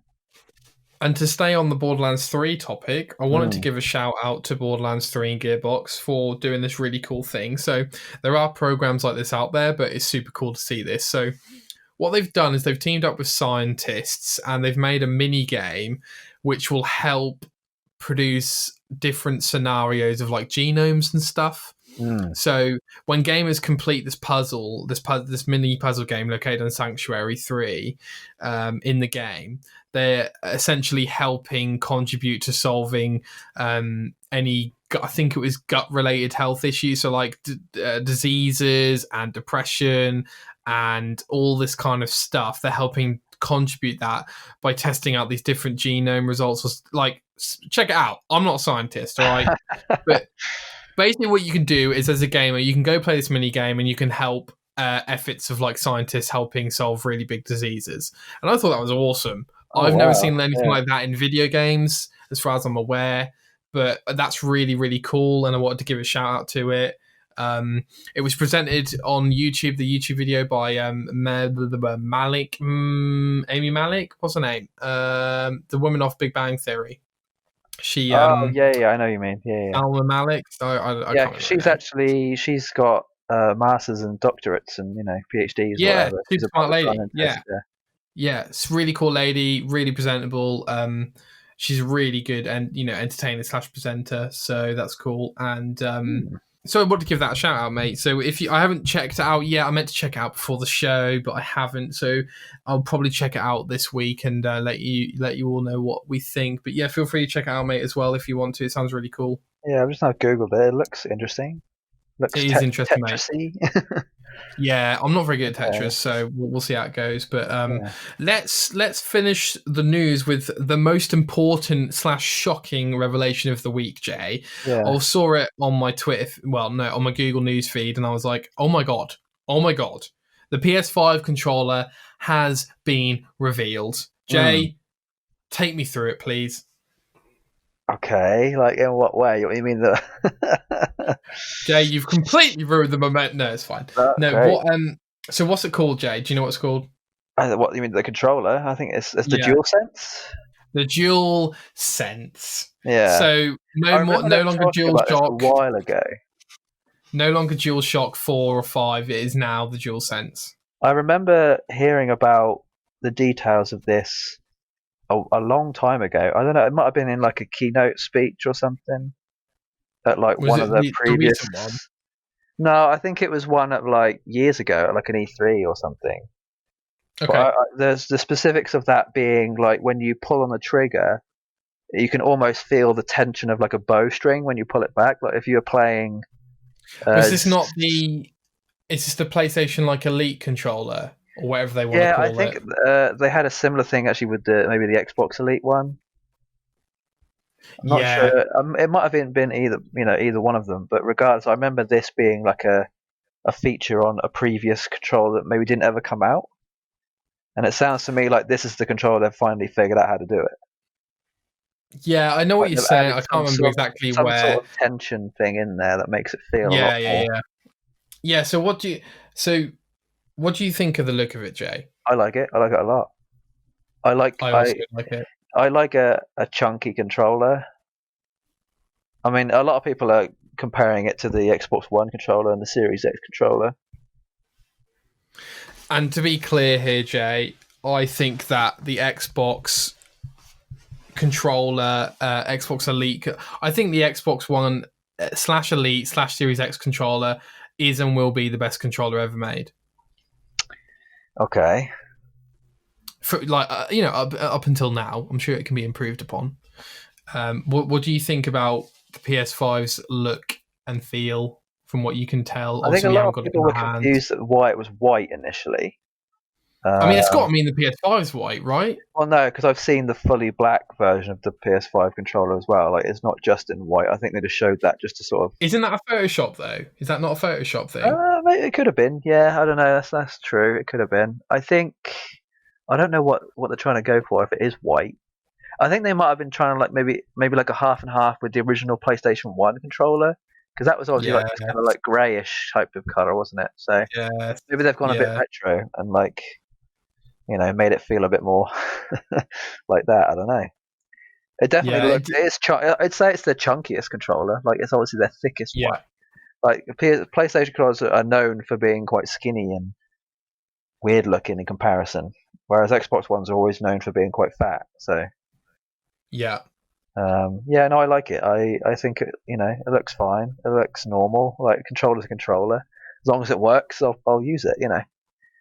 Okay. I'm much more specific, Jay. I don't like the PS3 controller. I hated the PS3 controller. In fact, I like Yeah, the no, PS4 PS3 one was a lot awful. more. PS4 is I don't. amazing. I don't have a problem with the touchpad and light bar. I never look at the light bar, by the way, on the PS4. I don't know why they exist. Um, And yeah. I never. I don't mind the touchpad. I actually quite enjoy that as a menu button on the Oh, PS4. I actually Uh, prefer it. Much prefer it. yeah, I quite like it. It's I like a wish big the start Xbox had button. one. I really do. Yeah, yeah. So I agree. It's a lot easier to hit.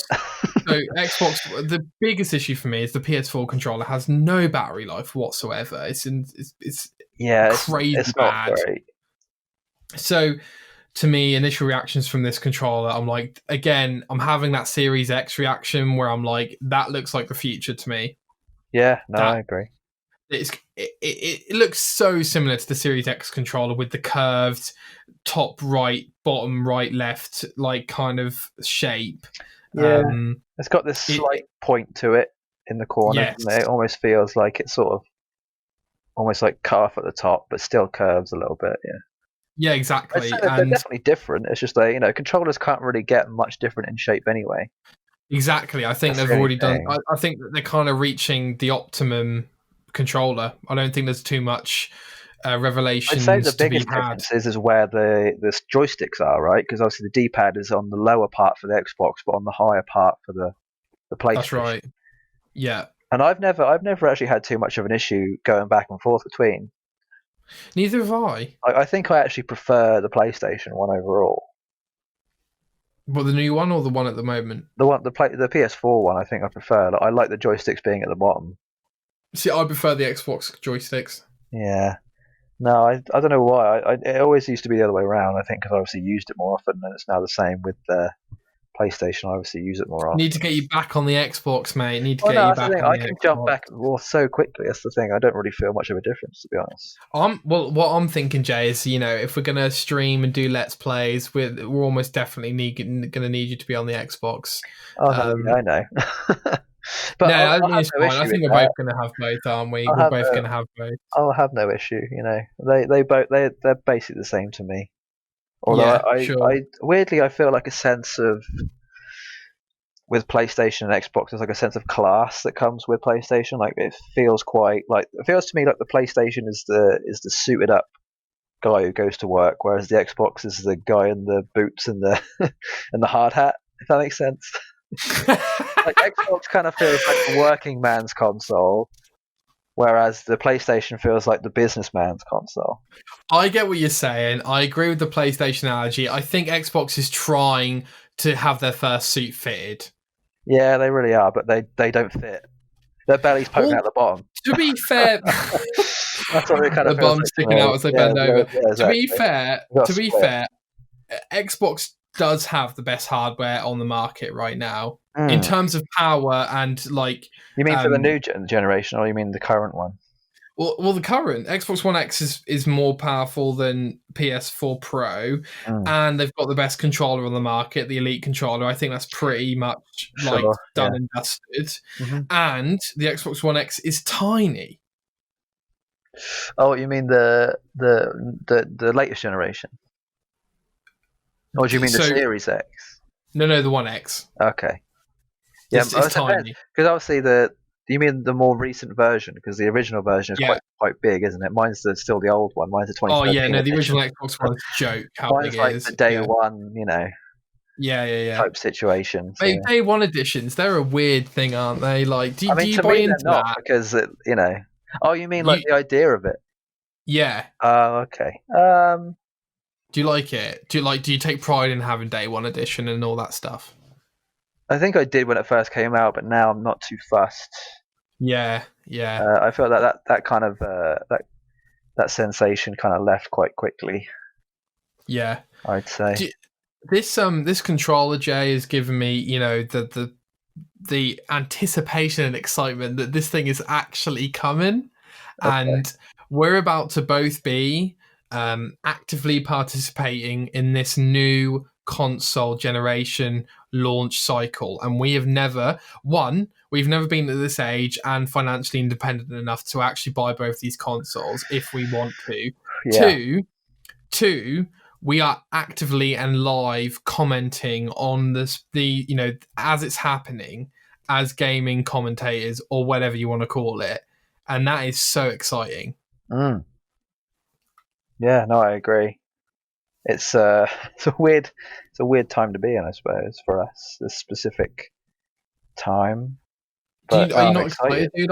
I'm really excited, man. I am, but I find it difficult to show.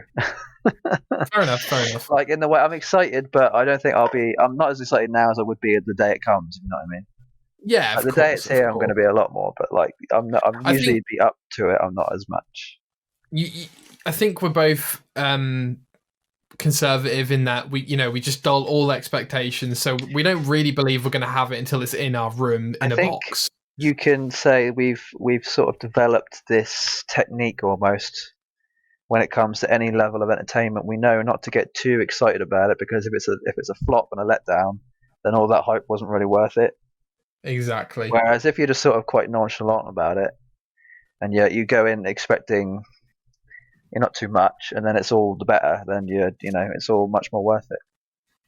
Absolutely. So that's kind of how I am. I don't know. I sort of default to that now. Because my body sort of just doesn't really tend to get excited too much, but it just depends, I suppose, on time of day or or what day it is. Day to day it'll change, I'm sure. Yeah, I agree. And I could all of a sudden wake up tomorrow and be like super excited, Yeah, and we'll take it as it comes, but exactly. it's still an exciting prospect, and I think we are measuring. When that conference happens and we have a show about it, that's going to be cool. It's weird because obviously E3 would have been the time sort of in between now and then where we would have had some sort of like something to watch to sort of get us in the mood for it, or like let us get more excited. All the trailers would have come out, but I mean I'm guessing all that's still going to happen. It's just there's not going to be a conference to go along with it. Yeah, exactly, mate. I think all the trailers still get released on on YouTube, which they usually do, but they will, and there'll still be digital shows and stuff. My question is, Jay, for the last couple of years, it feels like especially last year, all there were CG trailers, and I think because of the way AAA development is happening now, I don't really want to see a CG trailer. I'd rather just see the game. And like, I would rather see 5 games that are actual games every year. And I know that's like super, super low compared to what we normally get at, say, E3. But what I'm trying to say is I'd rather get less games and actual games rather than 15 CG trailers. Like, it isn't, I've got nothing to be excited about. I'm excited. Like, what do you want me to be excited about? Like a concept, I you know, think like. the thing behind that is games tend to, especially at E3, you can see this more often than none. You tend to get like, dips and rises when it comes to gaming development. A lot of games are usually made at the same time, so all you see up to the point until they come out is all this CG trailers and then finally the gameplay. But you get that all in one big bundle. It's not usually like a game is developed, maybe started 4 years ago, comes out, and then the next game was developed 3 years ago, comes out the next year. It's very rare that happens. It's usually all within the same year. Yeah. Like most games, I'd say all these like massive games that we're expecting probably will be over the course of this year and next year. And then after next year, we'll probably have to wait another 2 or 3 years for all those really big games to start rolling around again, which is why I think some E3s feel less good than others, because you're not seeing as much as what you would expect. Yes, agreed. And I think there is definitely. We're being told that we've got to expect something in the future. Like, oh, you might see something next year. You might see something the year after that, that kind of thing. I mean, Final Fantasy VII Remake has been in development since 2012. Jesus. But it only actually got shown in 2016. Yeah.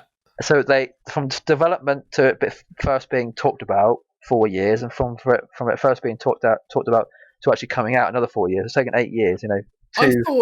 I thought it went in development in 2015. No, I'm pretty sure it's like 2012 was when they first were like, "Yo, should we make this?"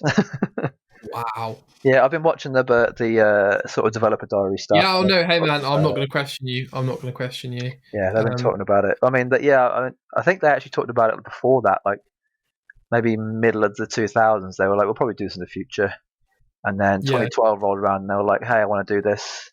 And then I think the year, maybe like a few months after that, they actually finally started on it, like very basic stuff, and then obviously went more into it over the last, 8 years or whatever.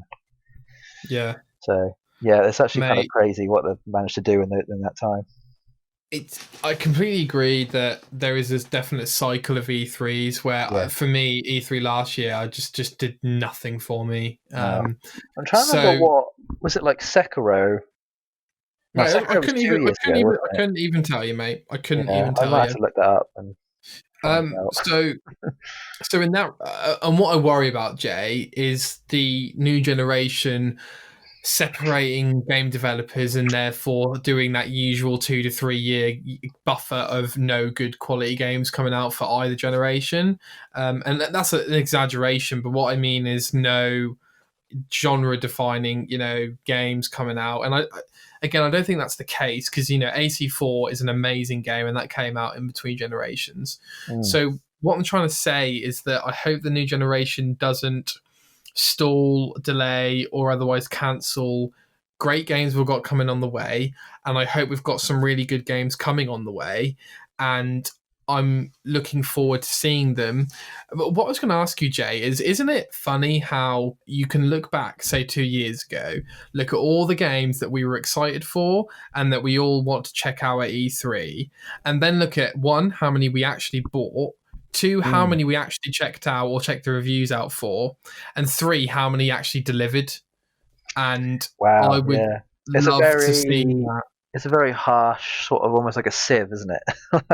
like you put all these titles into a sieve, you give it a shake and see what pops out, what actually made it through. What was good enough to make it through and stay there. Exactly, and I like being part of the excitement and the hype and all that stuff. I like being part of that E3, but there is that element where I'm a bit of a skeptic, and I'm thinking, yeah, but like none of you are going to care about that game 6 months after it comes out. It's that classic boredom, immediate boredom of as soon as it's in people's hands, people no longer care about it. Or they don't care about it as much, right? It's like that constant, unobtainable, I need what's not there. I need what's coming around the corner. And as soon as it comes around the corner, I want to know what's coming around the next corner. And it's like, oh, guys, let's just appreciate what we got. You can compare this to many things in life, aka Yes. like relationships, usually people are more excited about the chase than they are the actual Yes. catch, right? Yeah. Yeah. The chase and the hunt is a lot more what humans tend to enjoy rather than, oh, I've caught this thing, like this fish or whatever. Oh, I'll put it back now. Like I've achieved what I need to achieve, kind of thing. You throw it to Yeah. the wayside. So yeah, I know where you're coming from, and I kind of fear that sometimes. Of like, oh, what I'm so excited about this game now. But the moment it's over, and I'm not really gonna ever get excited about it the same way ever again. Like when you first read a book or watch a film or whatever. I guess you could compare it to that, but I don't Yeah, know. absolutely. And it's that funny feeling, isn't it, of like surrealness. Mm-hmm. When, for example, you might get this, I guess, when you're playing 7 Remake and you're like, I can't believe this Probably game actually will. exists. You know? Oh no, I Like, have that already. right, right, In my right. mind, tomorrow doesn't exist. Like tomorrow's just another normal day. It comes out. So you're playing it. Are you playing it tonight at midnight? No, I'll probably turn my PlayStation on just to make sure it definitely works. But other than that, Really? You I won't get might not tempted? even. No, I might just like wait until the morning. Really? That's willpower, mate. No, I think it's more to do with I want a fresh start. I don't want to like be too tired. Yeah, fair I enough. want to be fully. I need to concentrate when I'm playing this game, especially if I Will want you to get do up. any chores before you start it, or will it be the first thing? Like, will you have a shower or bath Oh first, or yeah, will you no. just? I'll do my what I guess call my quarantine routine at this point, which is wake Yeah, up. First thing I do is go on Seven Deadly Sins. I'll do my dailies. yeah. So my usual bloody World of Warcraft daily missions type Yeah, yeah, situation. yeah. Which will be the same for like any Division, like Destiny type game. Yeah, so I'll do my dailies. Usually take like 10-15 minutes. So I'll do those, Yeah. and I'll have a shower, and then I'll probably get dressed, and then I'll start playing. That'll be my thing. So Okay. Cool. yeah, it's going to be quite an intensive. I've already looked up a guide on how to get 100% on 7. Jesus. And Trophies or yeah, I know. As I think, part of the process of this is like the mental side of how much mental stamina have I got to be able to concentrate long enough to be able to know and not miss anything. Essentially, I don't want to miss anything. yeah. So that's like part of the fun, I guess. Part of the struggle, part of the chase, part of the hunt is. What, don't want to miss anything of the game? Yeah, yeah, just like make sure I can get everything I can for the first playthrough, and then if I have Well, to go back, I have to go back. So I know I won't convince you otherwise, mate, but I have that issue as well. And what I would say is try and let go of that, because I yeah, find no, that I know what you I mean. find that I have a less enjoyable time if I'm more worried about finding I'm everything. trying to. I think I found like a good middle ground on that. I think I Okay. found it with 15. It sort of I knew in my head I wanted to get platinum, but I didn't think about it until after I'd finished it. I was like, right, what can I get done? Like, I'll wait till I've finished the campaign, and then I'll know how much I've got Worry left about to it. do afterwards. Yeah. Yeah. And thankfully, with 7, you can do that. It's got chapter select after the fact, so you can go back and do That's things that you fantastic. miss. So yeah, On that point, Jay, that's another vital essence of a good trophy list is hmm the ability to play the game, not worry about trophies, and then be able to go back and get every single one, i.e., no missable trophies. Imagine if you yeah. did Final Missable Fantasy 15. trophies, I hate them. Oh god, Oh god! they're like Imagine the if you did Final top Fantasy well. 15, and then you find out that like 2 of them were missable, and Oh you had to play god, through the whole game again. no, I'd hate it. No, I tend to look Exactly. up whether there's any missable trophies, and if there isn't, I'll be a lot more excited about See, playing it. you're more of a trophy hunter than you Then might I suspect. see. No, yeah, I don't know. I am and I'm not. Like, I don't know. It's hard to explain, I guess. Well, with that, Yeah. let's move on to this week's debate. Mm, Jay, please give a little drum roll. wow. I don't know if you won't be able to hear mine. Can you? Was that too loud? I don't No, know. that was But fine. That was good. this. Oh, Jay, before we go on to this debate, would you like to take a break? No, I'm good. Are you? Good. Cool. Okay.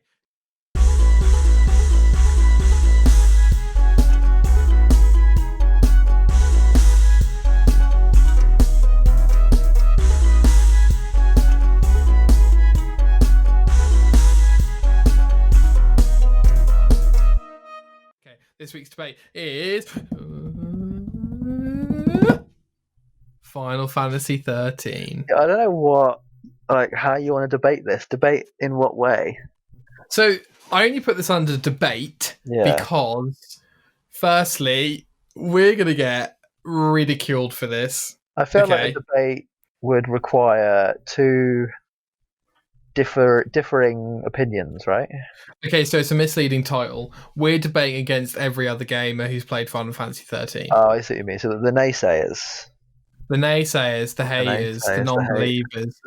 The non-believers. See, I was surprised when you told me this. I was so surprised. In my mind, I was like, there's people out there who don't like this game? Mate, like, that makes no sense to me, because I'd love almost it so every much. single Final Fantasy fan doesn't like this game. It's my favourite one. But we're limited in our exposure to Final Fantasy. Well, you might be. I am. I definitely am. I mean, I've played. I'm trying to think which one I've played. 3, 6, 7, 9, 10, 12, 13, and 15. So I've only missed a few, and I've sort of tend to missed out all the extra ones, like the ones on like PSP or DS or whatever. Yeah, all the not as mainline ones.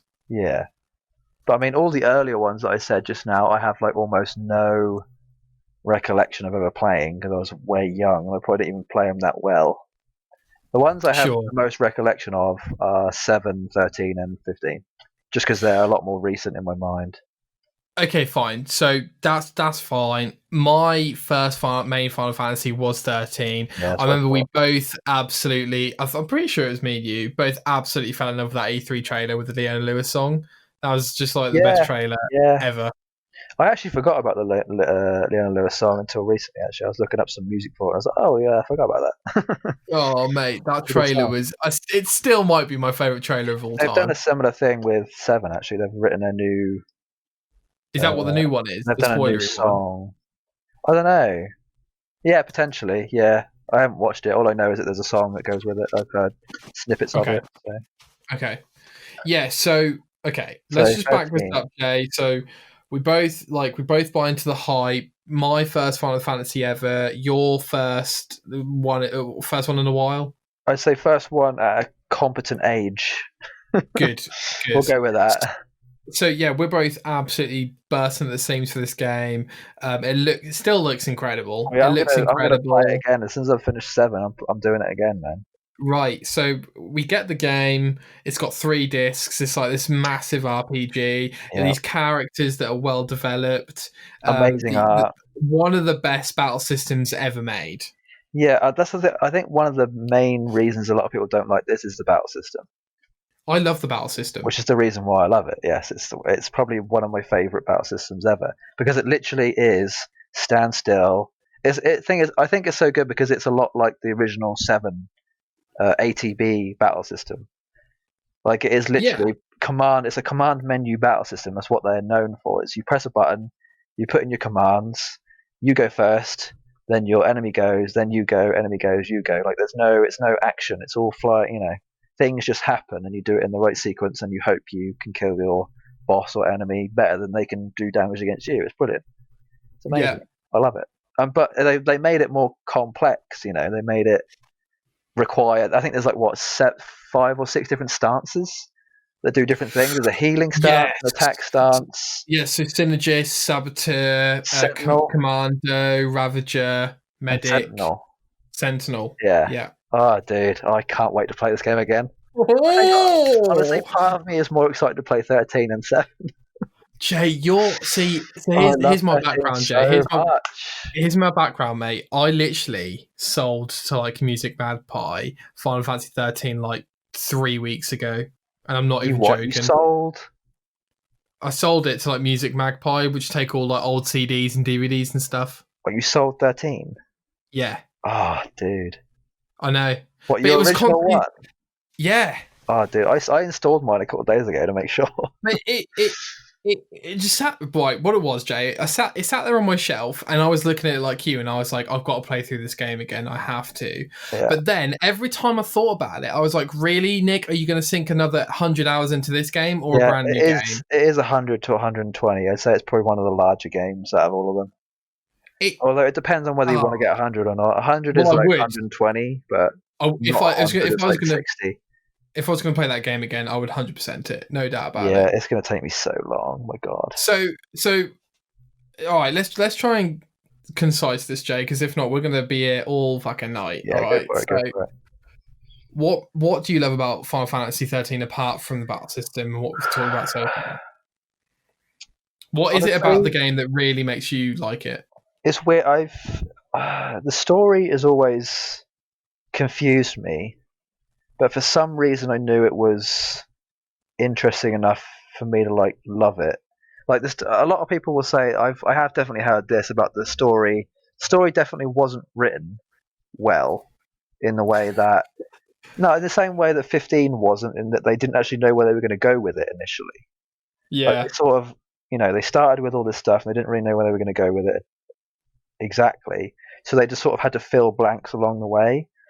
But Yeah. for me, that doesn't really matter because it's still. I think it's. I appreciate it. It's really hard to explain. I love it for how incoherent it is. Does that make sense? Yeah, absolutely. Like I like the sort of coming up with your own version of how you want the story to play out. Like it kind of lends itself to that. Like there definitely is an ending to it after 13.2 and Lightning Returns. Like there is a definite ending, but Well, there's to like be fair, they do design it in a way that 13 there is an ending. Like yeah, they 13 didn't itself can be technically, a lone thing, 100%. Yeah, yeah, and 13.2, because of the nature of what the game is, shoehorns itself into 13, like, but on yeah. Yeah, purpose you're right. because You're right. it's a time game. Well, this is the thing. But 13 has an ending, 13.2 was actually originally 13 verses, which is now 15. So right? that's the reason why. That's partly the reason why the story isn't as complete as it should have been, and why it had to sort of be thrown in at the end. Like the story of 13.2 and Lightning Returns is a bit sort of is good, Well, but them two are some tied together people way just. more than 13 and 13.2, Um, I would say. I'd say they're all about the same. I mean, I can see what you mean. Actually, I do know what you mean. I'd say they're closer in time. And Um, how do you feel about them making a 13 like 13 comes out, most Final Fantasy fans hate it, and then they say they were making two other games yeah, based I on the was lore. surprised actually because I haven't completed either of those games. I You've do. done 13 too, haven't you? Or I played 13.2 a little bit. I probably played it the same amount of times I played 13. I enjoyed it. It wasn't awful. see, I really liked it. By the way, mate, I checked out the achievements as to why you helped me max out the achievements, Hmm. and I think one of the main reasons was because it had odd achievement scores.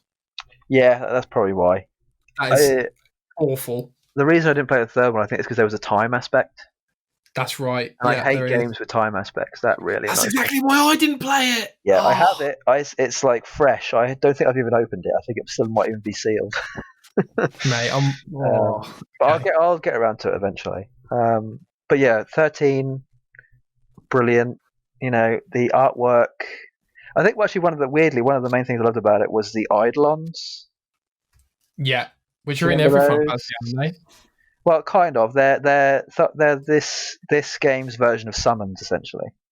they? Yeah, But yeah. do you know the origin of the Eidolons?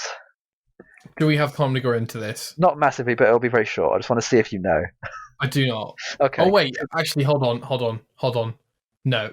Okay, so they're like Final Fantasy always has a summon, and the main summons in most Final Fantasy games are usually like Leviathan is a big one, Shiva is a big one, and Ifrit is a big one. They are water, ice, and fire essentially, right? Which is like most. And there's usually some sort of thunder one too, right? There's usually these elemental, summons. But in 13, they wanted to change that. They didn't want to go with the same stuff, so they had similar things. They have like elemental summons, but they're almost like they're like Transformers, dude. Like, how amazing is it that I've loved Transformers forever, Yeah. right? Transformers, like I don't know why, but there's like a weird like nostalgic thing in my mind when I saw they could transform. I was like, oh my god, I was thinking more. Yeah, Like yeah, it was just like a massive childhood hit. I was like, they're like summons. They're like these godly creatures that could transform into like a car or like a weird looking like a horse. Odin is a horse. Stuff like that. I just thought it was so cool. I love stuff like that. I love it when there's some sort of like colorful. It almost kind of feels like Pokemon too, or like another like a Transformers Bumblebee situation where you've got like the character and they have their own assigned like guardian angel type situation. yeah, But you have to yeah, fight it as a boss first. Like how amazing is yeah. that? That's really You have to like cool. gain its trust by showing how powerful you are. That's amazing.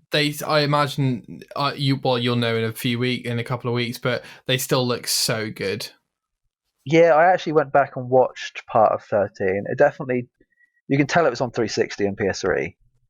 Sure. You I can, meant the Eidolons in specifically though. oh sure, yeah, no, yeah, they do. Even the artwork for them still looks amazing. Oh, amazing. Yeah. Yeah. So, yeah, I think so. Let's address the main issues with the game, I'd right? say it's That a people personal thing, isn't it? Definitely.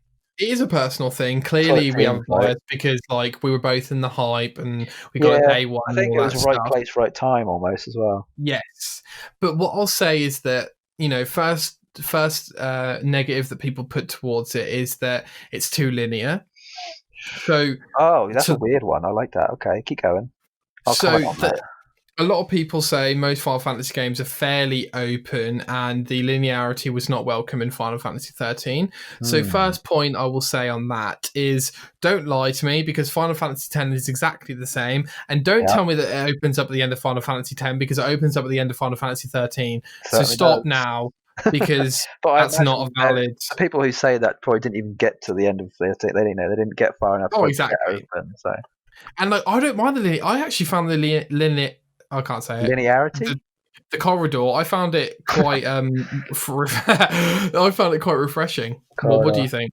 No, Final Fantasy VII is supposed to be it is linear. It's very linear. Like it is a linear.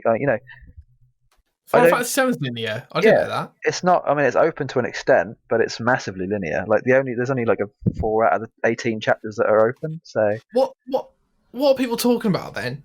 I don't know. Like 7 is known for being one of the best, the biggest Final Fantasy game. Yet it's probably one of the most linear ones. Okay, exactly. Like I don't get where this linear. I think this linear thing. Gambit's down, whatever it's called. The hammer's down. Sure, go on. Yeah. Like, I feel like the linear thing comes from people who aren't actually Final Fantasy fans. Sounds like it. It just sounds like people who proclaim to be like they proclaim to know things about. They kind of almost like sound like hipsters, They say they were part of the movement, but have never actually been a part of it at all. They've never worn the flag. Yeah, right. So, second complaint, and this one is valid. Okay. Oh, is it? Go on. Well, it might be valid to you. Bad character development / characters / hope. For those of you who don't know, Hope is a character, and Hope is alongside Connor in one of the worst video game characters ever made. Let's just put that out there. What was Connor from? Connor from AC3. Oh, yeah. No, I agree. He is awful. They actually did a lot more progression on Hope's story in Final Fantasy 13, 2, and Lightning Returns. Lightning Returns was his biggest one, definitely. Yes. Like I feel like there's some you get some TV shows where they introduce you to this group of characters, and they have usually like a specific episode dedicated to a character's origin, right? Yeah. But Hope didn't get his until right at the end. Like Hope didn't get his until like Series 8, Episode 10. Like in the equivalent of time of scale of things. Whereas Lightning, got hers in the first game, and Sarah got hers in the second game, stuff like that. Yeah, I agree with you. However, he still has the ability and audacity to moan at every single point in the first game. Oh, I know he's a kid, Jay. Why stop telling me about his dead mum? Everyone's mums die, Hope, right? Get over yourself. Like, he's a kid and his mum just died. No, look, I didn't have as big of an issue as other people. Like, I put up with it. But It sounds like nobody. It doesn't sound like any of those people do not have empathy whatsoever. That's what it sounds like. yeah, I mean, like, and some people kind of say, Lightning's a bit robotic. Like, that's her character. She's a soldier. She's part of the military. I know, She's supposed mate. to be robotic. Thing is, though, This is why you're here. she becomes so empathetic and loving in the last game. It's insane. It is. She becomes like the main. Like she's just so nice. She's like you can like she's got this like hard outer shell, but on the inside she's just a teddy bear, man. Absolutely, it's great. Absolutely. I love her character development. I love Hope too. Hope is amazing. Hope almost sort of kind of feels like, in the end, he kind of feels like this almost like spiritual. He kind of feels more like a guardian angel than an actual human. Well, he's quite mystical. I thought all the main characters in Final Fantasy XIII did have their own arcs and conclusions. 100%. 100%. Yeah. Oh, by the way, Sirens. Spoilers for an 11-year-old game. You absolute losers. So 6 cents. Jay, that actually got spoiled for me on a podcast once. I'm not even joking. Yeah, no, me too. It's so infuriating. I've had quite a few things spoiled. The thing that I say is that if it's a spoiler that you don't want people to know about, then you can't say it without a warning. That's kind of my general. Point of view. I wouldn't want anyone to know about the end of anything that I enjoy. Exactly. But I feel like if you knew we were going to be talking about, like, even at the very mention of a game, you should be like, right, I'm not going to listen to this part. To an extent, I guess. Because you obviously want people to listen, but you don't want people to not. It's hard to. Yeah, that's a weird topic of like spoiling things, I guess. It is. Well, it has been around for a long time. Yeah, let's stay focused on FF XIII then. So I'm really excited, Jay, for you to finish this because you're doing my unfinished work essentially. Yeah, you're doing the same thing with Skyrim, I guess. Like, right? Yeah. You're sort of by proxy. You're like, I'm sort of gaining the satisfaction of having done it. Yeah. It's great, dude. It's like being twice as efficient. So. Yeah, just doing it without ever having to do it. Yeah, it's great. We're going to have a huge catch up on your experience with this game when you replay it, but it's an epic JRPG with an amazing battle system, with incredible character arcs and a story. I think even if the story isn't well written, the scale and the scale of it is massive. And the analogies are humongous. That's what's so good about Final Fantasy games, is that the lore and the history behind them are so big. I think a lot of people got too overwhelmed. I know I did. That's kind of why I liked it so much. Actually, it's actually too overwhelming.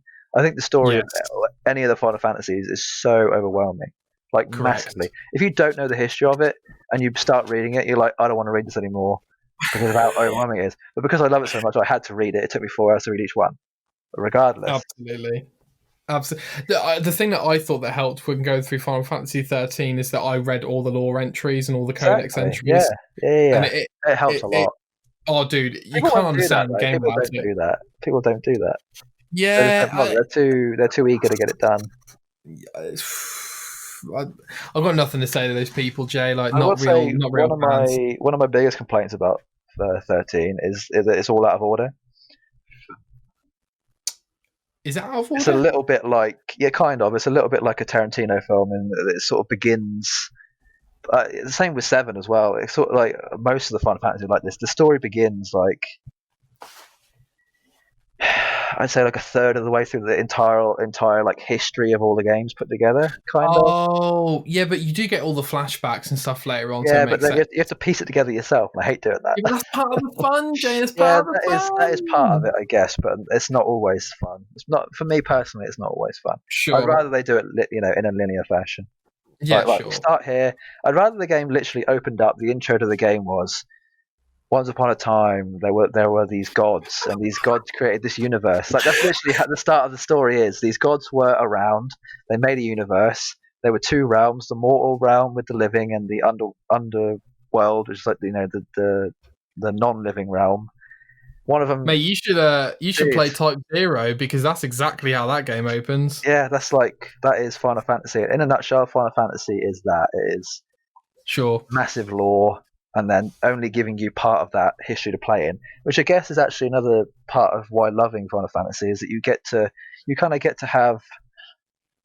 live out a very small part of a much bigger history of a universe, which I appreciate a lot. Yeah. But you definitely get that in 7. Like the universe of 7 is so busy, spans thousands of years, but you only get to play out this tiny portion of that whole history. But within that tiny portion is so much of what has to happen or has already happened previously and is going to happen after. It's such a pivotal moment in that timeline. I feel like most Final Fantasy games are playing out the most pivotal point in this history of this universe. That is Final Fantasy boiled down to its essence. It is playing the most important part of the timeline of each of the universes they're set in, I think. Definitely. Agreed. And I think Final Fantasy XIII does so well at, like you said, feeling like you're in the middle of something so much greater, but then also defying that entire feeling by it really the throws you story in. itself. It really does. So, yeah, I can beautifully put, mate. Beautifully put there. I think you have summed up Final Fantasy well there. And I'll also want to shout out that the final cinematic for the game is truly unbelievable.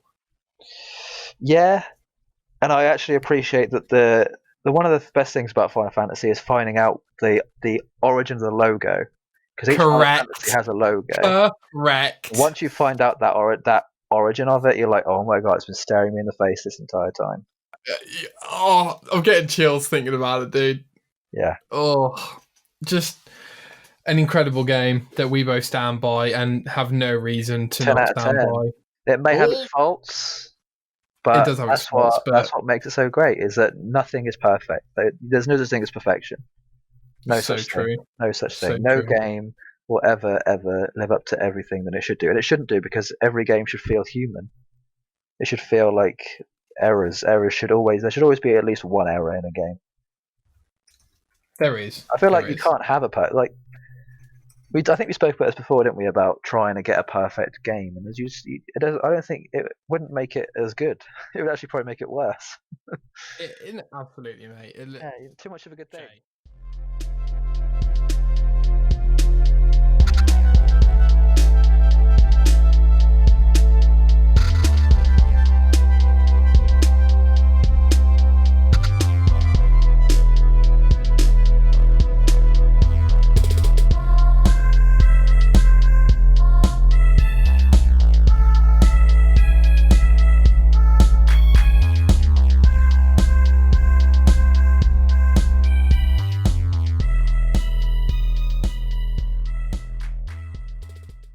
Too much of a good thing. It's time for history dip.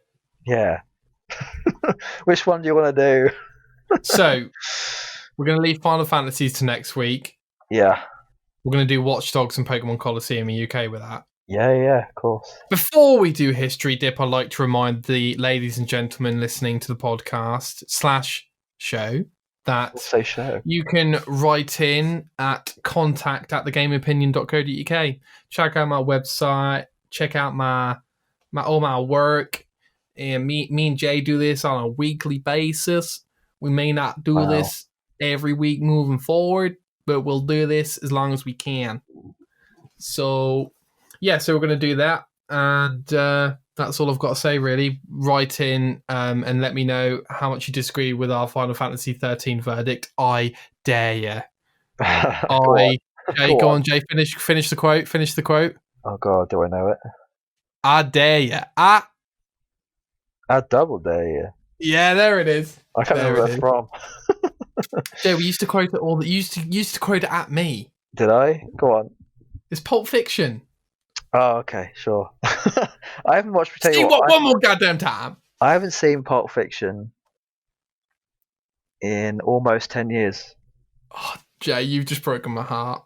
I think I watched it when I was 15, 16, maybe. To be fair, I think your Pulp Fiction peak came way earlier than most people in our that's my dad's fault. He was like, "Hey, watch this." I was like, "Okay." Okay. Yeah. Oh, yeah. Mate, they speak English and what? Okay. All right. Okay, Jay.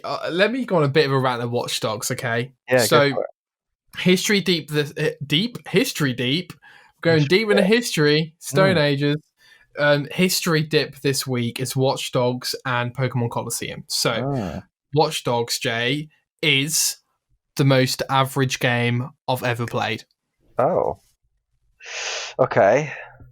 It is pretty average. I'll give you that. But do you mean average in terms of like aesthetic, or just like overall playing it and getting it Everything done, or about that whatever? game was average, and it was also average. It was worse than being a bad game Oh, really? for me. For You me. didn't. You For didn't me. like it then? Dude, it was like playing with a piece of cardboard.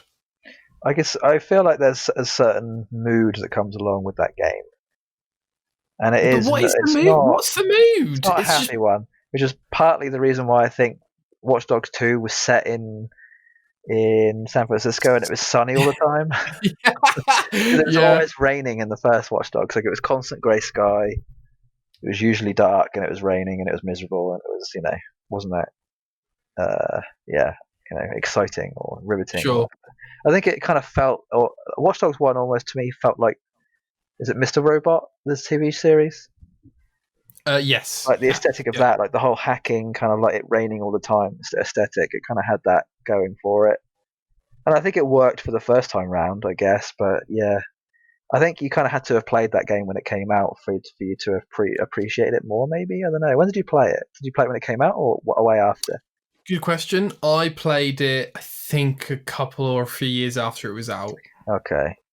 Yeah. No, I And think. for me, it was part of that Xbox One list of this is one of the best games you're going to play on your Xbox One right now because there's only so many out sort of thing. So I have a very vivid memory of exactly where I was when playing this game, and Do you have a exactly. release day? So yeah, I vividly remember being in the middle of the city, living at my dad's when he lived in the middle of the city, Yeah. and I think I had left school, so I'd quit sixth form, and I was looking for a job. I was 16, or 17 maybe. I was looking for a job, so I was sort of job hunting at the time. Yeah. And during that, down the downtime of looking for a job, I was like, right, I'll play a game that's coming out. Watch Dogs got it day one, and I think I actually finished it in like 2 days. The main story. Yeah, I want to say I finished the main story in like 2 days. I got it done over a weekend, and I think like directly after I'd finished it, I literally took out the game and put in Wolfenstein, the new Wolfenstein that just come out. I remember speaking to you when you I, th- talked about I Wolfenstein. think they came out literally the That's same going week. on history dip. That's I going on want to history say. dip. So yeah, I have a very vivid memory of going from one game to the next like instantly. And I remember like finishing Watch Dogs being like, well, I enjoyed that. That was fun. Right, onto Wolfenstein.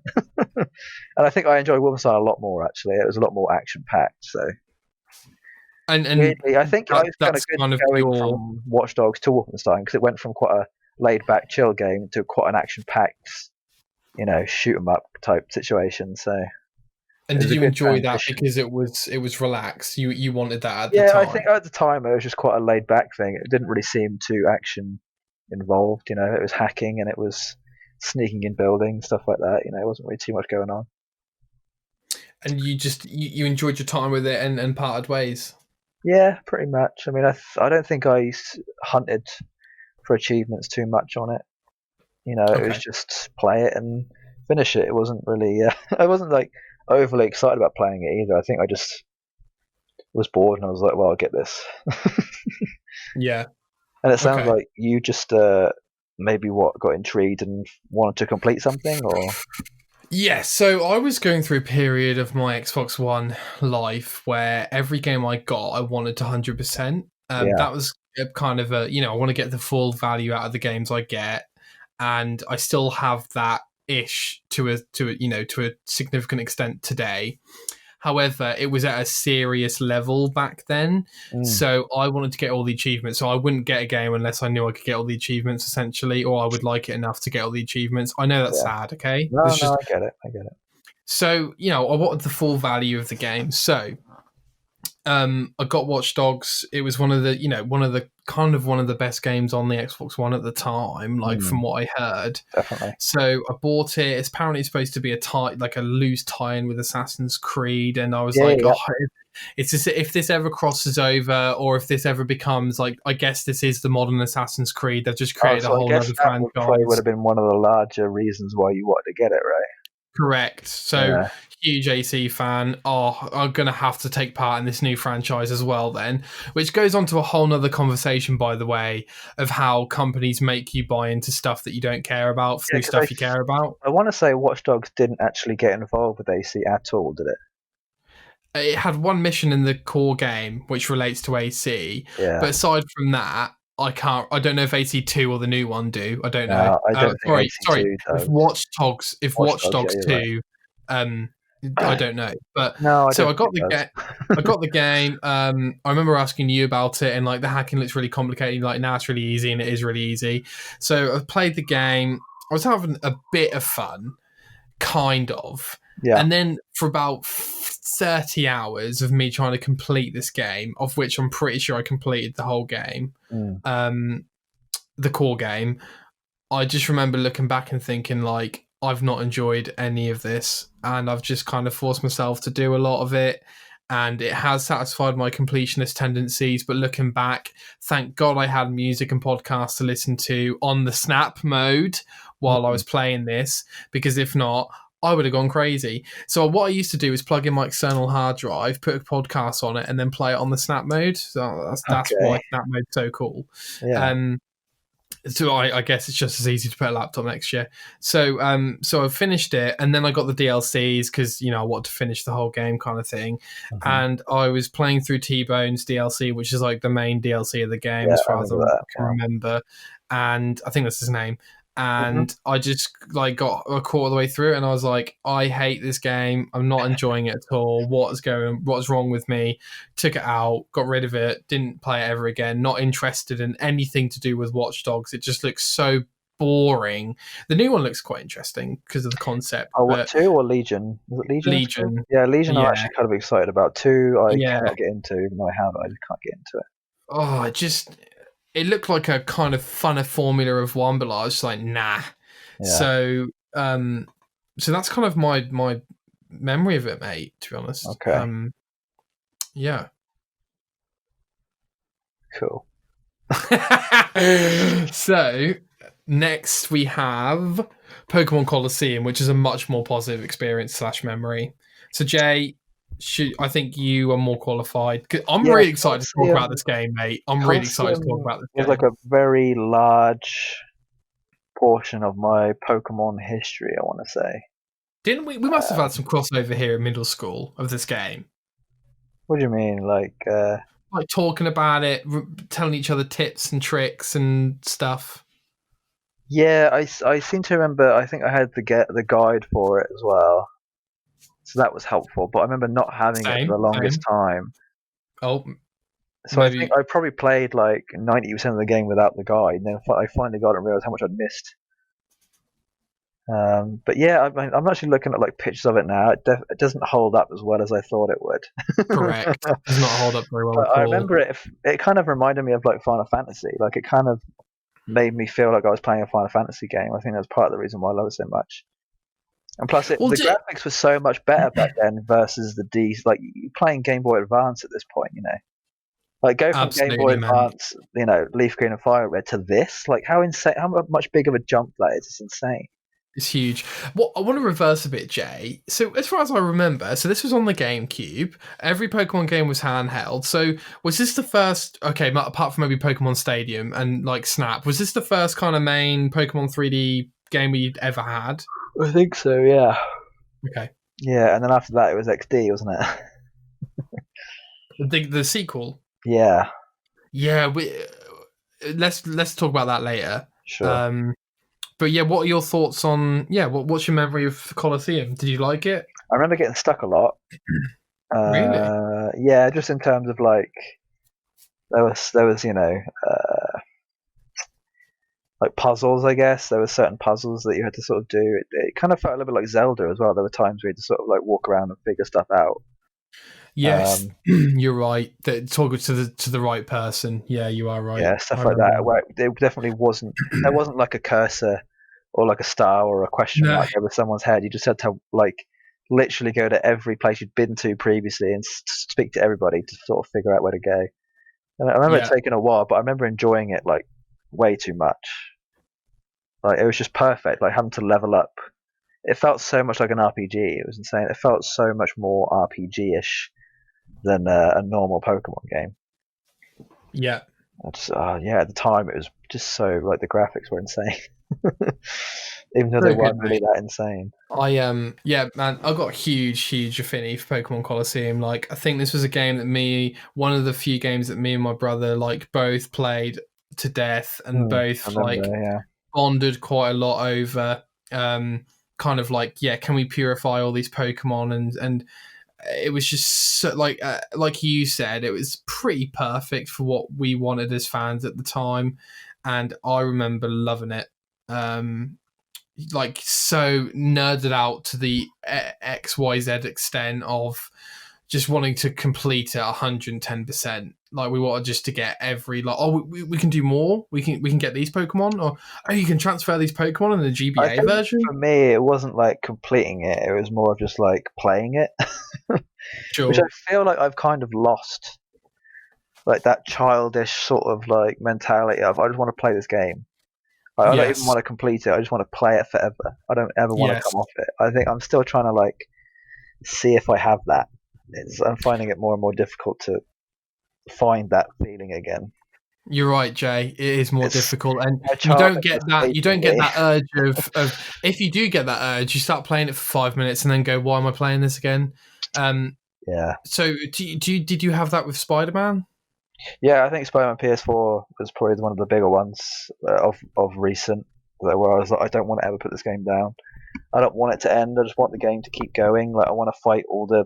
For me, it was more of like fighting all the boss fights and all the villains. I mean, we can talk about this another time, but just like I just wanted to fight more villains. That's what I wanted to do. Sure, We need to sure. go into depth with that game at some point as well. That needs to go on the list. What game? Sorry. Spider-Man PS4. Oh, don't worry, Jay. That's in there. That's in the bank. Don't worry. Okay, good. Um, so yeah. And then what did you get? I never got the sequel. It was one of those things where we saw the sequel one day at the game shop and we were like, "There was a sequel." Yeah, Um, so that was XD, right?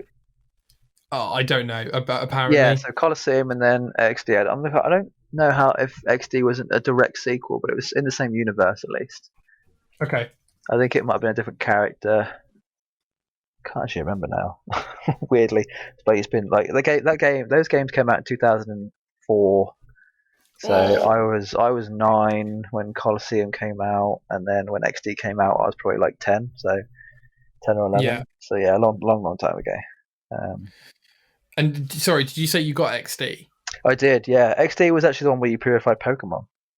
I thought that was Pokemon Colosseum No, 1. Coliseum was just normal stuff. It was like normal play, get your Oh Pokemon. no. I think Oh you had no. XD did.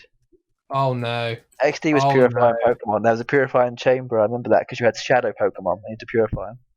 Nah, we definitely had Colosseum. You must have had XD then, because Coliseum didn't require that. I don't think. Okay, hold on. Let me check this out.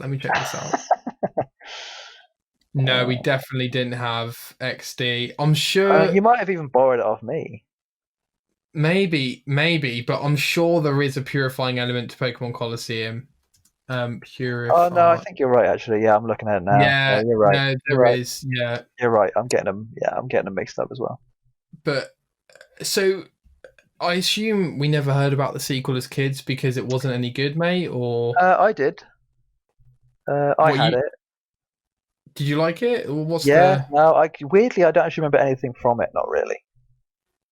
Like I'm trying to see if there was anything that I actually remember from it gameplay wise, but I don't think there is. Like Colosseum definitely stood out a lot more to me than so so XD. in that I know you've teach me that just because you can't remember it doesn't mean you didn't enjoy it, but from what I can tell, it was at It least was it was pretty much the same game, right, just with a different character and potentially right, different Pokemon. I want to say. okay. So and it like much of the doesn't it same. doesn't. Would you say you wouldn't say at all it's better than Pokemon Colosseum then? Yeah, they're about the same. Okay, all right, I think it just might have okay, been a different generation of Pokemon potentially. okay, all right. Okay, Definitely. cool. Well, I'm glad we went through that. That's a nice trip down memory lane, mate. Thank you for that. Yes, definitely. I love. Um, Yeah, having to remember that is insane. it's cool, man. It's cool. So we've reached the end of the show, Jay. We've reached the end of the TGO show. So Mm. what are we going to be playing on all this free time that is Well, I'm actually kind of like terrified at this point, okay? in the sense of I'm worried that I'm going to get a phone call tomorrow and be told that I have to go back in like a week. Okay. Even though I know it's probably not going to happen, I'm like, oh, I don't want to like in my mind schedule all this time for these games and then halfway through have to stop.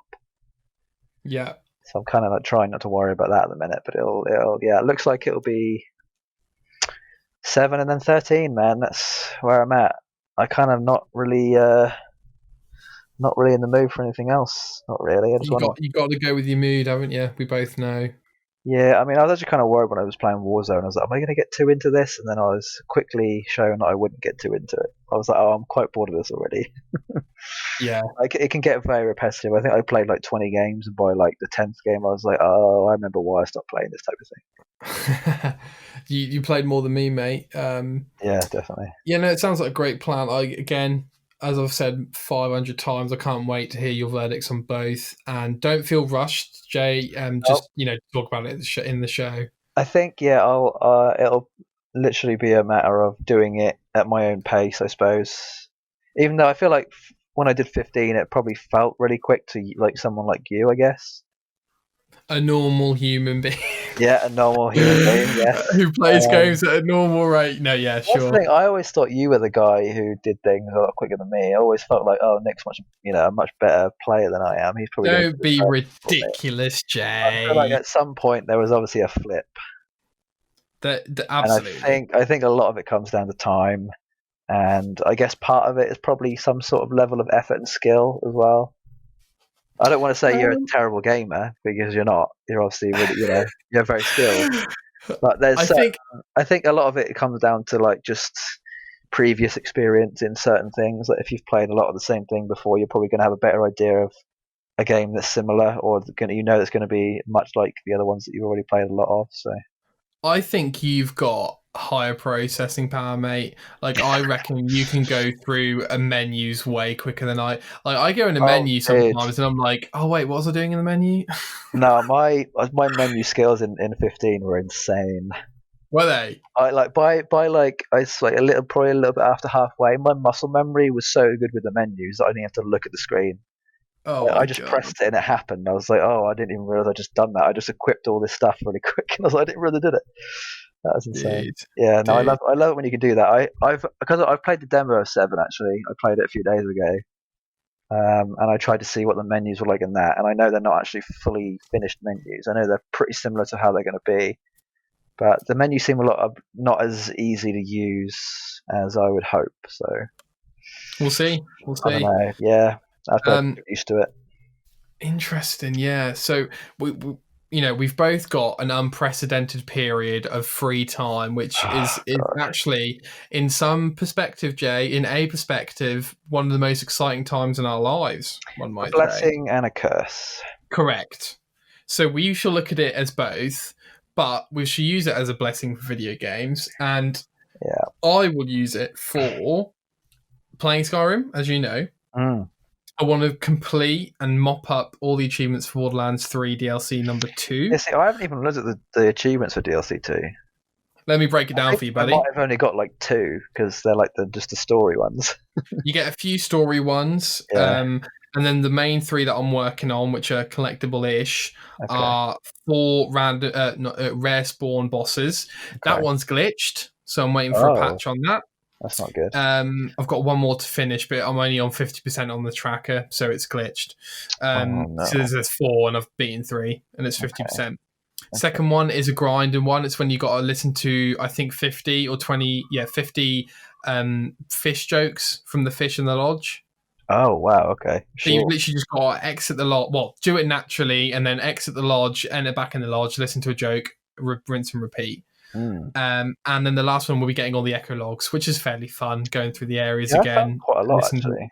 I didn't Yeah, me too. realise. I saw quite a lot. A lot of them were quite obvious to find, but There's quite a lot of them. And what I would like to say as well is that they usually put red chests as a crew challenge in the maps. yeah, But this time round, they've removed that, and they've also put echo logs as an achievement, which I appreciate, because I always wondered why they never put that as an achievement in the core game, because I thought they were always a fairly vital collectible. I was And if surprised too, actually. yeah, for sure, man. And oh man, I wish they had crossplay. I'd love to play Borderlands with you. Yeah, I wish. I mean, I'm hoping someday. But we got to hope. And so I'm gonna mop that up. Collectible mop up, nothing better. And I'm also gonna complete Gris and let you know how that is next week. So I'm Tell you what, pretty I'm busy. more excited about you playing bloody Star Wars than anything else. Oh yeah, so if I get all them done, all right. So basically, what's happening is India treated me, and she got me Fallen Order. So Right. it's on its way, and it will be here at the earliest of Wednesday. Okay. So I'm planning to mop up as much as I possibly can before it arrives, because when it arrives, mate, I'm blasting through that. Not quickly. I'm just going to be completely enthralled with that game. Yeah, no, it's one. You'll enjoy it because of how much what it's like. It is brilliant. Like it is great. Oh, I can't wait. I really enjoyed it, even though it was It was a fairly quick finish. I think it's a good like, because I think it's actually canon as well. Yes, I believe so. Which I think knowing that made me feel better about playing it. I was like, oh, okay, this is actually all real. Yeah, definitely, mate. I definitely have that issue with I old hope canon they now. bring. I really want to do a sequel. Like, I really hope they do a sequel of this. Okay. I think this get like. Well, I'm not gonna say too much. Oh, please don't say anything. anything. I'm not gonna say anything bad. This long. Just let me review in my head what I was gonna say. Well, listen, mate. I'm really excited to talk about it with I'll you. leave it. I'll let you enjoy it. Thank you. I'm really excited to talk about it with you, and if I have any spare time before it arrives, I'll probably pop on Psychonauts, but I can't see that with Skyrim. Yeah, I'd probably leave that. I'd come back to that. Right. Psychonauts is one of those games that's so old now that you could probably leave that until like 20 years from now and it'd be fine. It's true. Whereas Fallen Order, I kind of feel like if you don't enjoy it in the next year or so, you're probably not going to enjoy it as much. Yeah. Just because I think there's probably going to be a sequel at some point between now and then. So. Sure. I mean, I hope there is. I really do, because the first one was amazing. So. Okay, cool. Yeah, well, thank you very much for your time and contributions today, Jay. I think we've got a lot going on, both of us. Like, you've got 5 things to choose from. Yeah, there is a lot going on. And well, to be fair, you've got less, but your ones seem beefier. They're beefier, exactly. Way beefier. There's a lot more going on. Like, you've got 5 fairly short in comparison things, whereas I've got short. 2 very large. I've got like 100. Technically, you could say I've got about 100, between 180 and 200 hours worth of content to go through. At least, mate. Like anywhere between, I'd say anywhere between 100 and 200, but 100 being quick and 200 being a completionist. So yeah, we'll see how we go. To clarify, your Final Fantasy 13 playthrough. So you started it again many years ago. Yeah, so on a completionist. I played it from chapter 1 to 10 initially, and stopped playing it. Played it for a second time, 1 to 10, stopped playing it, and this will be my 3rd try at it. Wait, so you never finished it? Never finished it. I know what happens in the end. I've seen it all. Oh, Jay. But never finished it. Never got past the open world section. I'm not going to boast about it, Jay, but I did get 5 stars on the last boss in the game without trying. Congrats, my dude. Thank you. I'm not. So I get it. It's an achievement. Hey, look, very proud of I haven't completed any Dark Souls games, unlike you. So we've got to take it when we can. Oh, you should be. I'm partially. They are very difficult games. Dark Souls 1's a drag. Oh, 1 is a massive drag. Yeah, 2 and 3 are a lot more enjoyable. Fair. Yeah. Well, thank you very much, Jay, for your contributions. Would you anything else you'd like to bring up or point out? I think we've got a lot to look forward to over the coming 2 months, hopefully. Yeah. For sure. Hopefully these games don't take me that long, and same for you. Hopefully we can, take our time but still enjoy what we're doing and just enjoy this time. Yeah, man. Enjoy the blessing and the curse that we are having right now. Agreed. See the Agreed. silver lining, as it were. Agreed. And Yeah. with that, ladies and gentlemen, we have reached the end of the TGO show, sadly, but have no fear, for next week will soon.